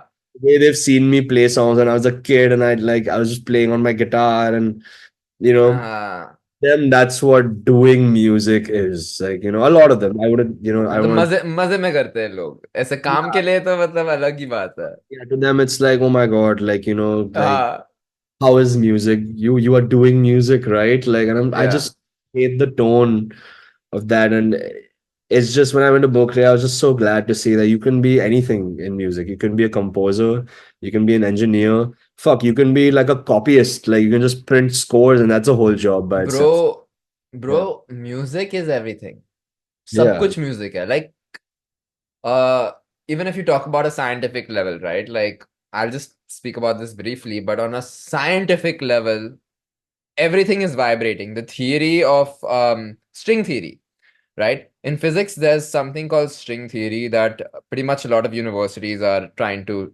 decode but they're not able to. And then one thing that makes sense in string theory is music.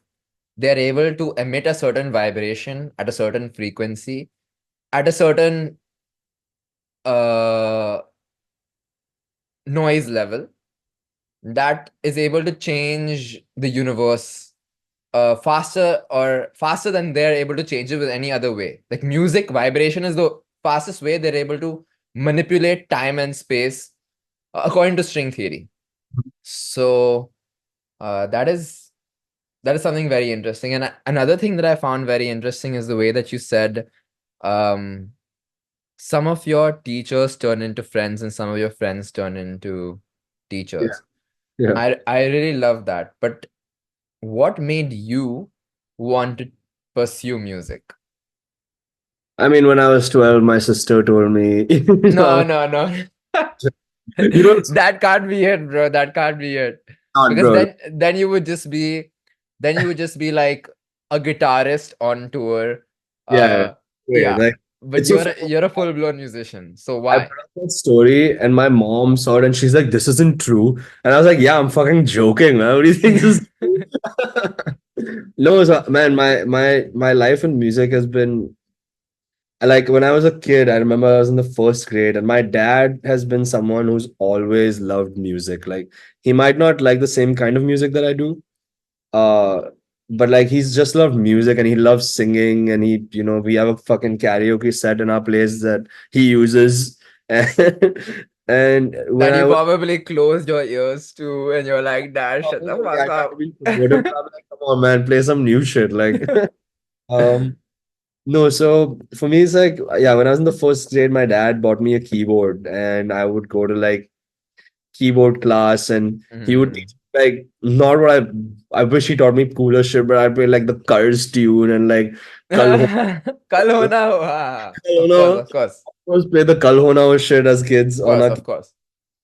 and then my keyboard teacher, I think, told my mom that, this guy can sing and you should probably put him in the class. So I did 1, 2 classes. But then it was my Western music teacher in school. His name was Menino Mendes, who he kind of like changed my life in ways that I don't even know. I didn't even know he did till I really thought about it. And so I think around like the third to or fifth grade is when he came to my school and he was just like, okay, everyone's gonna sing, and he put me in the choir. And ever since then, I was always into singing for the school choir and stuff like that. And then I picked up guitar when I was in the eighth grade, I think. But I never took it seriously till I reached Berklee. But I Hmm. just knew that I loved music, since I was a kid. Ever since my dad got an iPod, and before that, I used to have like a Walkman. You put the CD in, and I always liked having music around.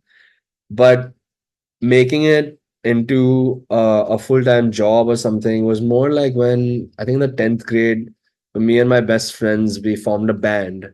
And when I say band, it was 3 guitarists and 1 drummer, no bass guitarist. That's the band. Yeah, yeah. It's trash. But like one of the best memories I have in my life is just us in my best friend Akash's basement making music and just fucking feeling great. Like, we felt so good doing that. And then we tried playing shows and stuff. And then when I was like 16, I played at this place called Blue Frog. I don't know if you know what Blue Frog is. It used to be the place to go to in Bombay. Okay. So and I remember my parents asking me, like, okay, like, you're old enough to think about what you want to do in life. Because I was also academically pretty good. I was good at math. I was good at like economics, business, and also I I was like, okay. And it's because when I told them, I was like, I want to do music, but I was aware that music's not a stable career to have because that's just what's shoved down your throat, living in India. Luckily, my parents were never like that. They were super, super supportive from day one. But in my head, I wasn't too sure. Like, and that's why when high school ended and all my friends were applying to college, I didn't apply to Berkeley because I was like, there's no fucking way I'm going to get into Berkeley. So I went to this college in Bombay called Jai Hind, and I Hmm. studied business there for 1 year. Hmm. And in that 1 year, I was like, man, I am no fucking suit. I am not gonna. I don't care about any of this. Yeah. So I just applied to Berkeley and got in, and I never looked back. I was like, fuck doing business. Amazing. Amazing. So that's when it became like a thing. Yeah. Nice. Yeah.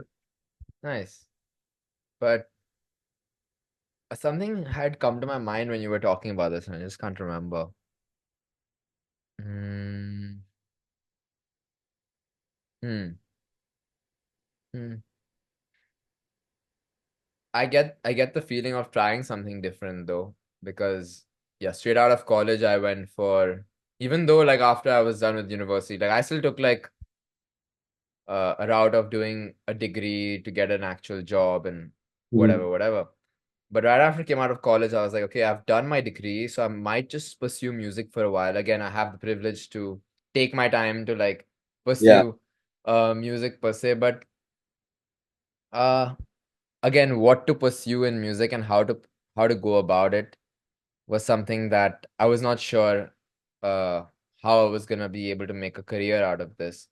And I went into fintech. Right out of college, I went into a fintech company for a few months, and I've had the same feeling like, oh my God, like they're telling you in the company to dumb down the creativity. I'm making ads for the company and I'm making like graphics for the company, And they're like, no, this is a bit too much. Like, people in finance are not trying to think about the story you're trying to tell behind the advertisement. They're trying to kind of they want to be told. They want Yeah. to be told what to do. But my job is the marketing. I'm a marketing executive. Like, I'm in charge of creating the ads, doing the graphic designing, telling the story and everything. But they're like, nah, bro, just say like, yo, you're saving this much money by doing this transaction. So I'm like, fuck, like that's gonna dumb down I created crossword. I created a crossword to find out the key benefits of the particular non-banking finance company. Like, it's a fintech company, right? So like, it's like a non-bank that is transferring money internationally using blockchain technology.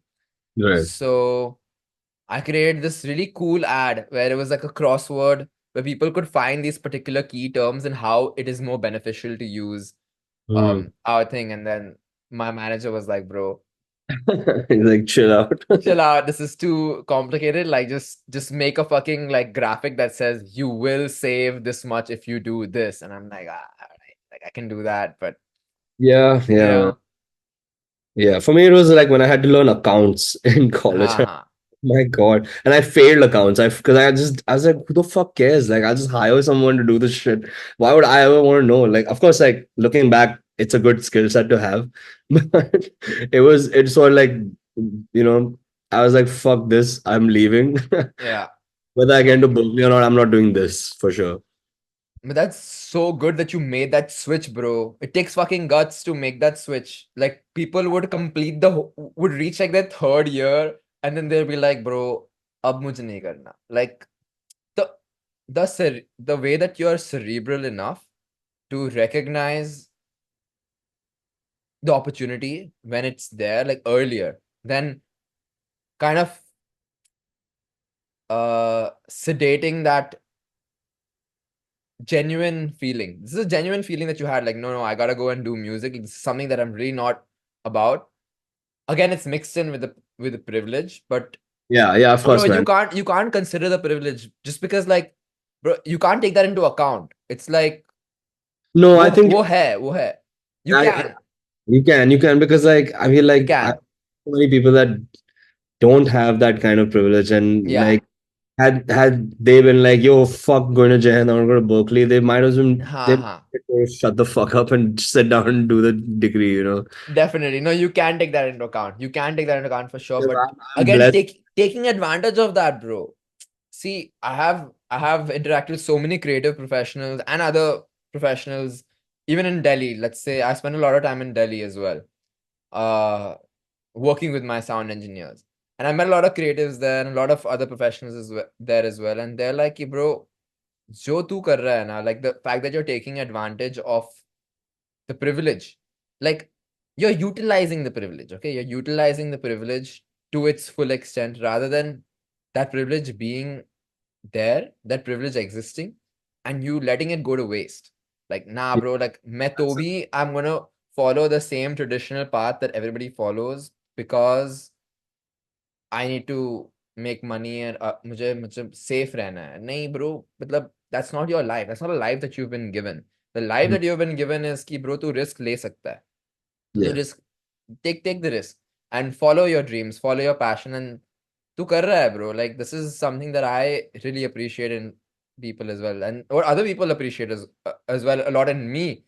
Yeah. That's what they've appreciated. They're like, bro, नहीं, but तू कर रहा है, तू music कर रहा है, तू अपना कुछ कर रहा है. Like, Yeah. that's valuable because there's so many people who are not only as privileged but so much more Yeah.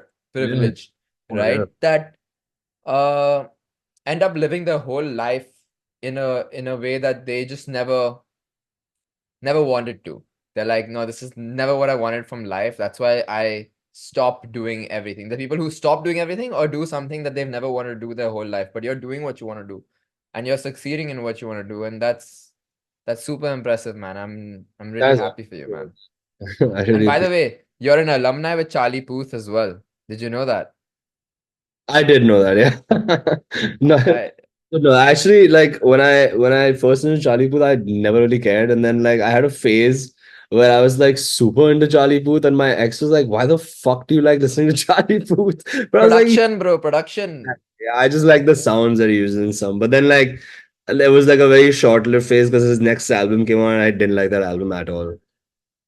Nah, I don't listen to Charlie Puth songs. It's just those videos that come out of him, the The process of him producing the sound tracks. that Those are just fire, bro. Those are fucking I fire. enjoyed those. Yeah. Yeah. Like I don't look up to him as like a inspiration in any way, but I just like his personality also. Like I like his online personality and how he Yeah. has fun, you know? Maybe not as a singer. As a Yeah. singer, he's also quite talented He's a actually. pretty It's good it's not singer, it's not but about it's not about the singer. It's like about as an artist. Like you appreciate certain artists for their music. Like it's not like I'm a fan of his music, but I am a fan of his knowledge. Like he's yeah, quite I fucking just like his vibe and knowledgeable. I like Yeah. that he has fun making music, you know? Yeah, for sure. Tell us a little bit about your songwriting process. Like how do you go about writing a song? Um, it's really different every time, man. Like sometimes I'll be driving and I'll think of a lyric or a hook or like a play on words that I'm like, yo, that'd be cool, you know, that'd be cool to make a song about. And I'll quickly note it down. I'll quickly make a voice note. Hmm. Sometimes I'm in the studio and I come across a really nice sample that I like, and I know what I can do to that sample to make it even cooler. Hmm. Yeah, it really depends, man. There's no process, but I know that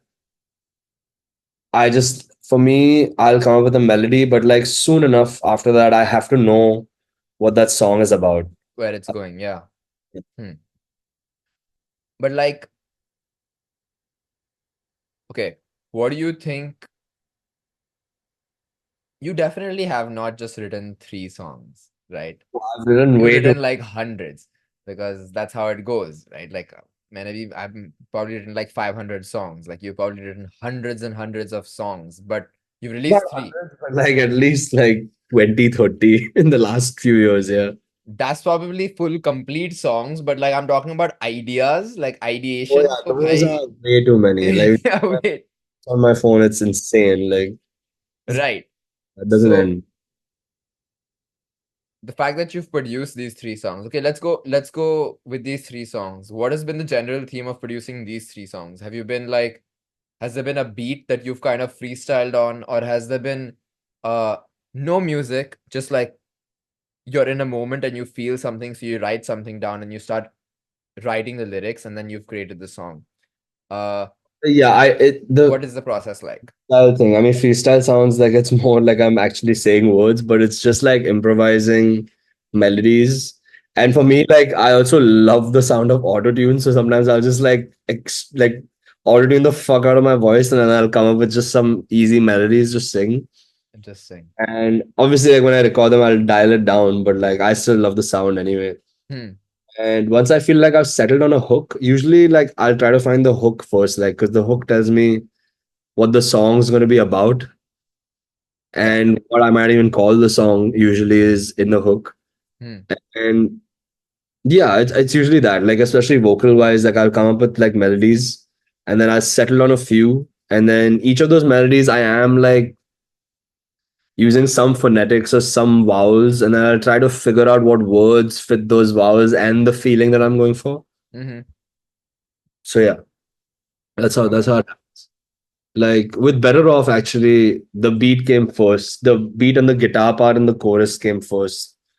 And then I remember when I was writing it, I had the first part, the da da da da da da da.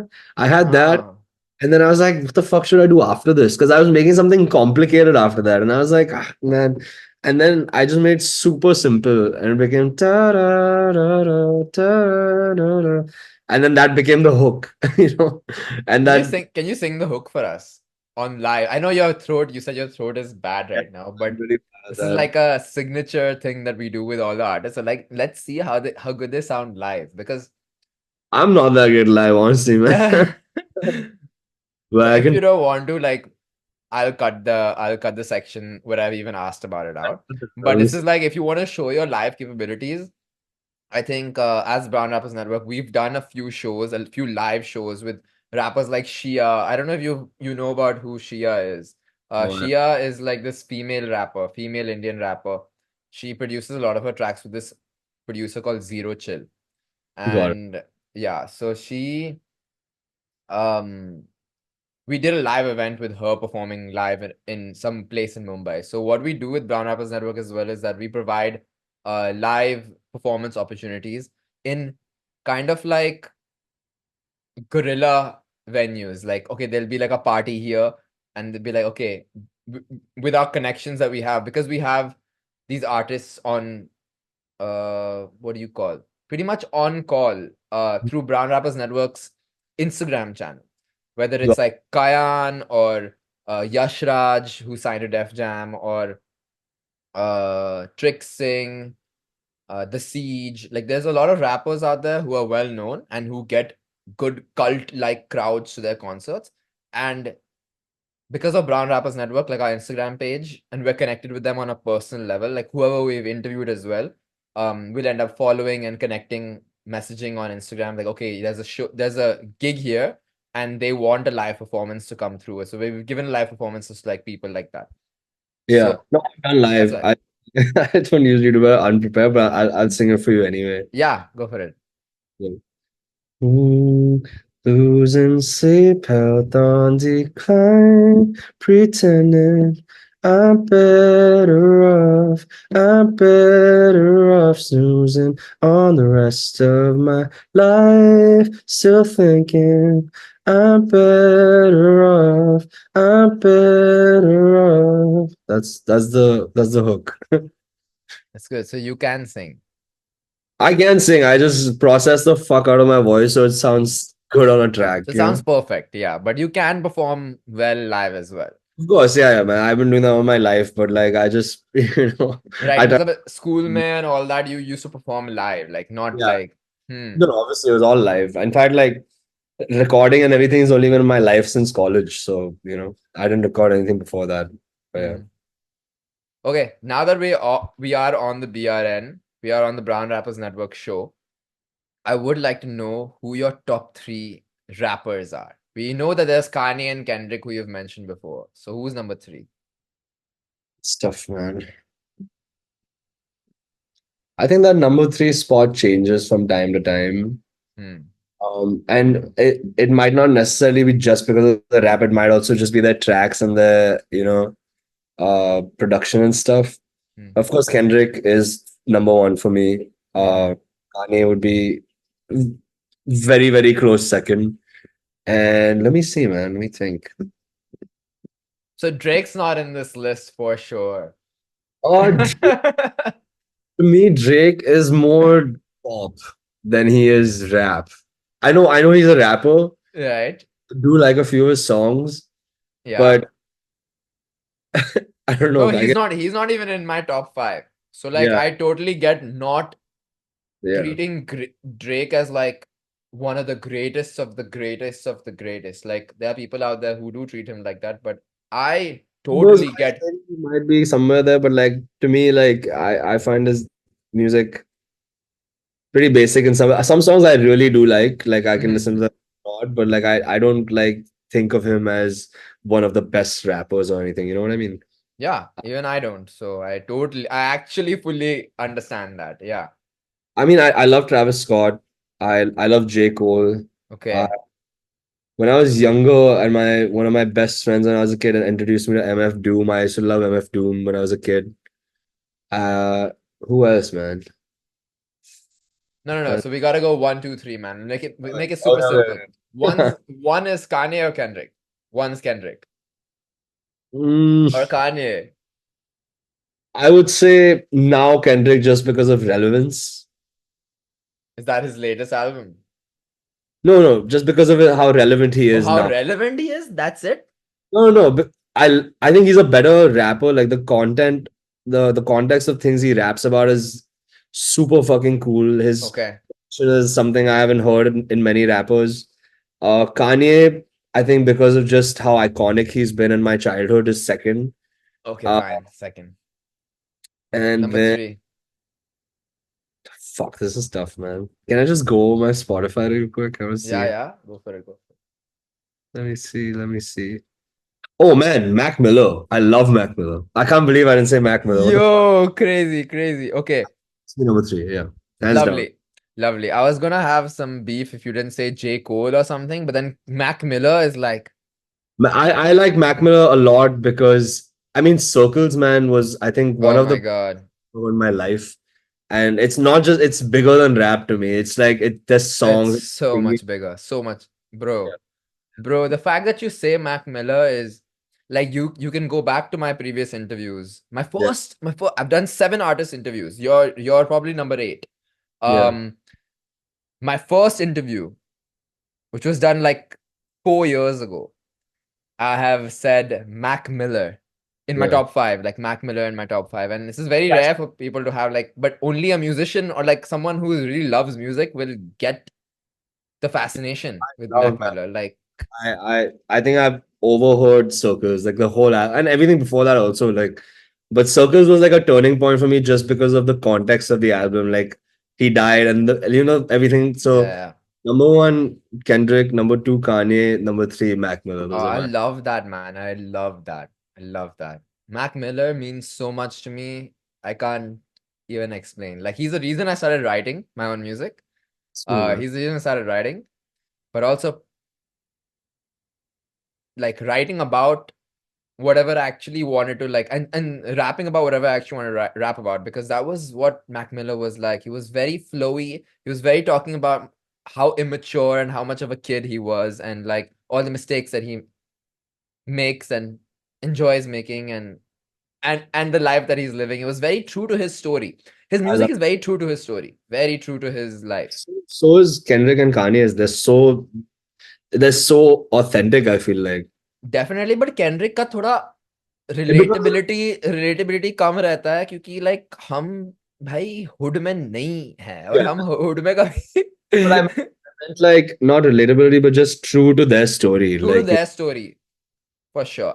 True to their story for sure. Even Kanye, like very authentic. exactly. Okay.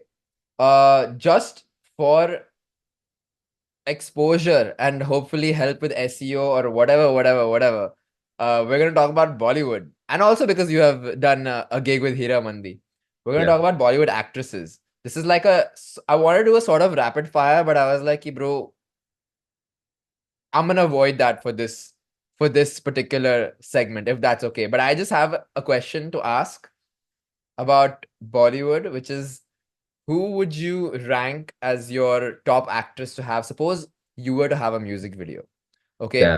to represent your woman in the music. If you do, you have a song that you're going to release anytime soon after Better Off? Have you already like started working on something? Me and my very close friend Varun Agnihotri, we're gonna release a song, I hope next month.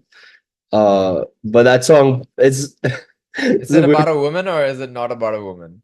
for all my songs are about women, but Okay, I have a single song that's not about a woman. But right. like, um I don't know about best actors. I actually don't watch a lot of Bollywood anymore, but नहीं, मैं I options दूंगा. I'll give you the option. okay, I'll cool, give you the cool. option if you pick from them. You Okay, don't have done. to think. Yeah. ठीक है? So this next song is also about a woman. So who would Yeah. you cast for this next music video? You have option of Kareena Kapoor. So that would be like a what do you call, sugar mama type of vibe. So like that's maybe not your vibe, but like you have Kareena Kapoor, Kiara Advani, Shraddha Kapoor, Alia Bhatt, and Tara Sutaria. Oh, Tara Sutaria. Tara Sutaria, without thinking, for Yeah. sure. I don't I just she's very pretty. Very pretty. Yeah. She's very pretty. Okay, lovely. So Tara Sutaria is the choice for sure.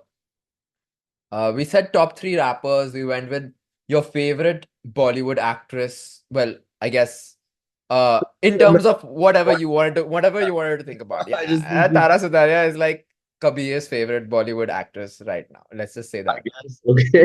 Okay, let's just say that. And who are your top 3 artists? Because you say you don't listen to too much hip hop. Yeah, you do, but let's just say top 3 artists that you are listening to right now.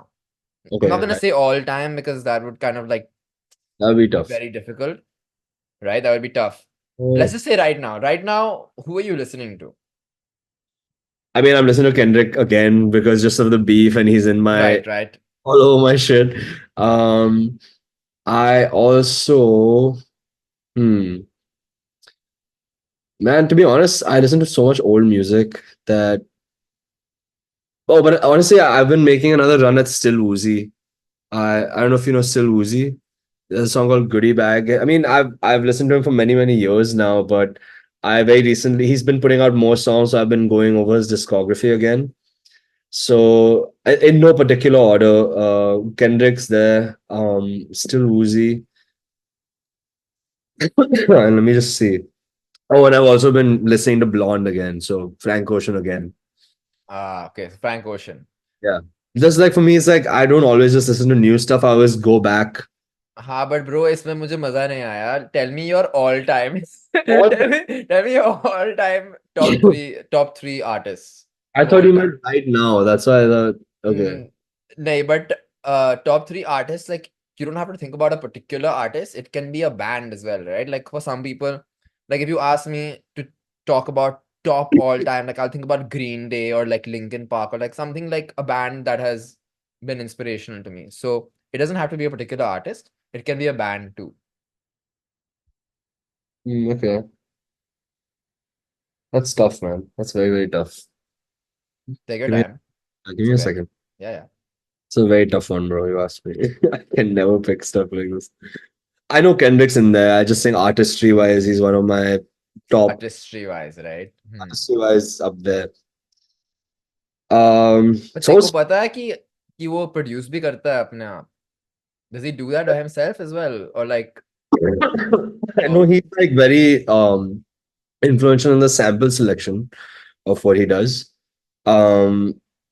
Man, to be honest, again, Kanye, I've listened to all my life. Like, you so know, Kendrick and Kanye and top three artists of all time as well. Not just top three rappers, top three artists of all they are time, Kendrick my and top Kanye. three artists for sure. They are in my top three. I guess it's weird that I said I don't listen to rap, but like I said, the rappers I do listen to, I listen to a lot. Right. So I would have to say both of them because I've listened to them all my life. I'm trying to find you one more that I could squeeze in. Um, let's see, man. I don't want you to not include Mac Miller in this because he's an amazing musician as well.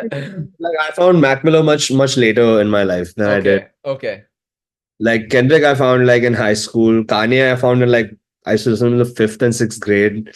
So So so this question would pretty much be if you're trying to ask somebody about their top three artists or musicians or bands of all time, this question would probably be who are the most influential bands, musicians, and artists in your lifetime, right? Because it's about like the time that you spent listening to them as well. Yeah. and yeah, okay, that's a different question. You're basically asking me my influences. Yeah, Like let's go with that. I think that would be easier because you would be able to tell very instantly, like who are the people who have influenced you. Top three sounds people. I don't listen to this guy anymore, but I was obsessed with John Mayer when I was younger. Like obsessed is like an understatement for how much I would listen to John Mayer. I especially like more than even just the like so it was just the writing. Like his lyrics were fucking amazing. He's one of the reasons I picked up guitar, like 'cause I wanted to play like John Mayer. That's Yeah. influence, man. Yeah. Everyone in my school knew exactly how obsessed I was with John Mayer. Of course, I'm not that obsessed with him anymore, but I still look up to him a lot. Right. Um, I John think, Mayer, one. I'll put John Mayer at what are the top influences. Okay. So another influence. but again, like not anymore. Like he was just someone who as a kid, just like for lyrics and stuff, I would Yeah. love the way he'd play with words. Bruno Major, another guy who I think was the new age of John Mayer. I used to love his songwriting. Bruno Major, not Bruno Mars. Not Bruno Mars, Bruno. Okay. uh, Last one. so man. So this is very tough, bro. I would still have to put Kanye in there somewhere because even though my music sounds nothing like his, I think whenever I try to make something fun, that fuck around fun type shit comes from that. And of course, like I love it. yeah, Love yeah, it. be him. Makes sense. As a Yeah. musician, bro, if your influence, one of the top influences is not Kanye, like as a musician, like, yeah. Has to be there, man. If you're a producer, I feel like, As a producer, yeah, like the shit that he has done, like throughout his life, like forget Vultures, even I guess forget Donda for you, but like everything else that he has done, amazing. amazing. I remember this, Ye. Ye was Yeah. also one of his later productions, like one of his later albums. But 80. man, Yeah. yeah, I enjoyed that. Life of Pablo, man. That's one of my Life favorites. of Pablo, yeah, that too, yeah. And Watch the Throne with Jay-Z is like one of my Yeah, very cool album, man. all-time greats. Like it's taken me through a lot of times. Yeah. Last question for the That's it. interview. About to let you go off and do what you got to do, but the last question that is super, super, super important for everybody here, I guess. Who is your dream collab? Wow, bro, you've been asking some tough one. I mean, these are not tough questions, but I've never thought about these, man. Oh, that's tough.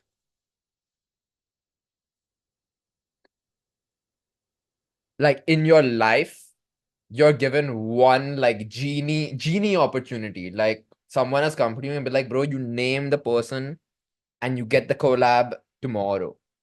Like tomorrow you gotta meet the person and you gotta like discuss how you're gonna go about your project. Who is the person you want to start this next new project with? Dude, this one has to be Frank Ocean, man. Oh fuck, sick. Okay. Has to be. Yeah. But what exactly for? Like for Everything. his Like everything. no, honestly, yeah, fuck. I would like to in the influential take out the Bruno Major, put Frank Ocean in there. All right. Because I again was very late to Frank Ocean, but his artistry was, especially with Blonde, like it was on another level, bro. Like Yeah. his vocals, production, the writing, and just how non-conventional a lot of it was, especially for the time. Like fucking amazing, man. Like too good. Fuck yeah, bro. I love it. I loved it, bro. I love this whole conversation we had today Yeah, on man. the I mean, show. we went an hour over. I didn't feel like it. Yeah, I was looking at the time as well. I was looking at the time, I was like, shit, it's been 2 hours. Yeah. But this happens a lot, man.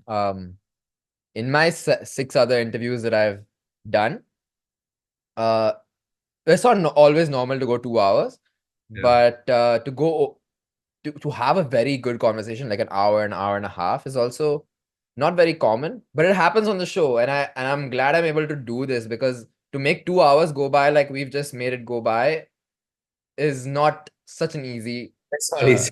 not such an easy task. You really asked like some interesting questions, and you kept it. You definitely like helped make this easy. Like, I'm glad, yeah. thanks for making me feel comfortable and stuff. Thanks for having me on, man. It was really fun. Yeah, thanks for being comfortable to talk to me. I know it's as an artist, your work is very much related to like something very deep rooted, Very personal. Yeah, yeah, of very, course. very personal. So it's difficult to talk about it.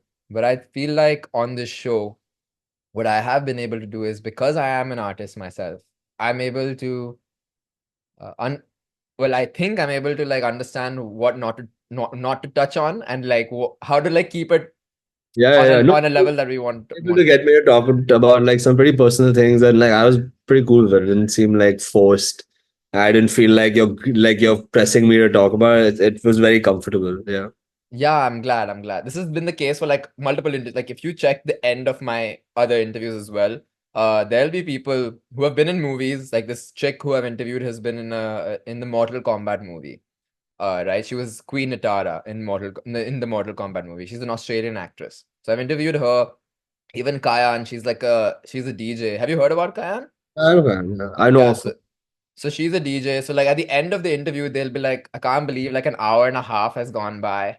But like this was a super chill, like super cool, comfortable conversation. And I think it really depends on the host to get this type of conversation out of an artist. Yeah, for sure, Right? man. Like if this is you kept it going, like you had it planned. I could tell like you really like did some research and you knew a lot of stuff about my songs. It was very cool. I appreciate the the effort that you put into making this easy. Like it was not tough at all. So it was I'm fun. I'm glad. I'm glad you had a good time, man. I Definitely. will leave You you. in Bombay? Like, are you in Bombay or no?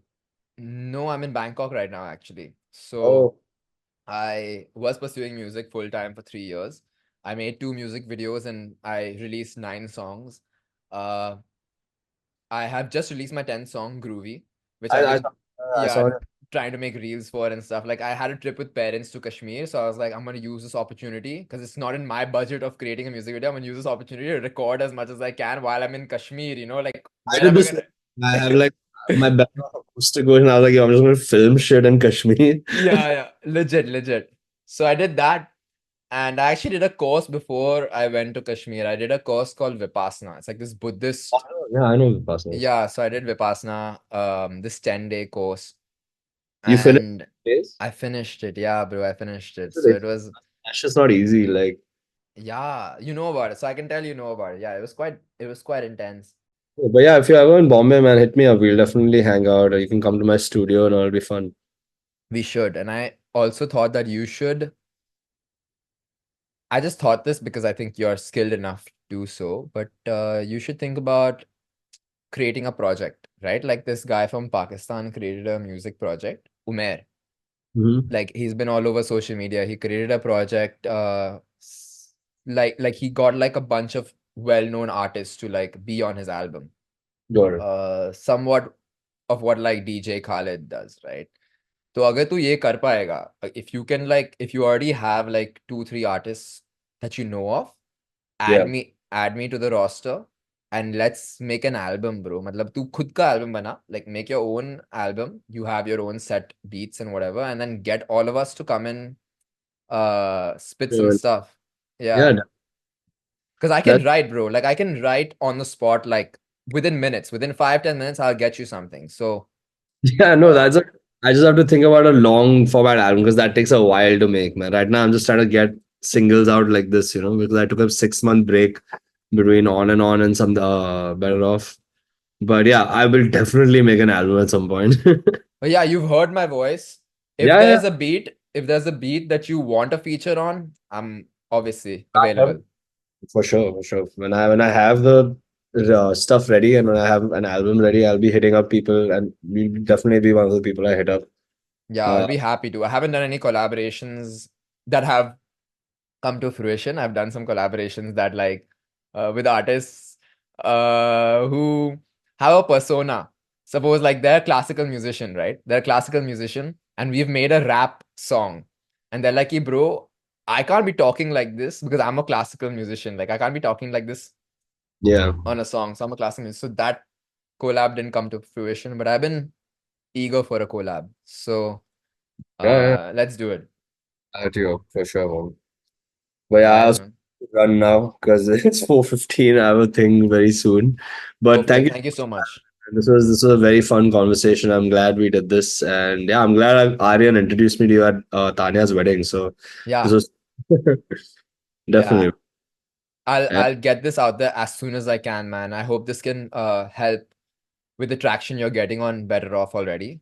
yeah, Um, thanks, man. Yeah, super, whenever. super worth it, man. Super worth it. Like the reason also I reached out Yeah, after all this time that we've known each other for a couple of months, but the yeah. reason I reached out was because of the beauty of this product. It's a really well-made product, man. I hope you're happy with it. I'm very happy with this. Is the best. I think this is my most fun release yet. So I'm pretty happy with it. Yeah, Awesome, awesome. I'm sure we'll see it grow more.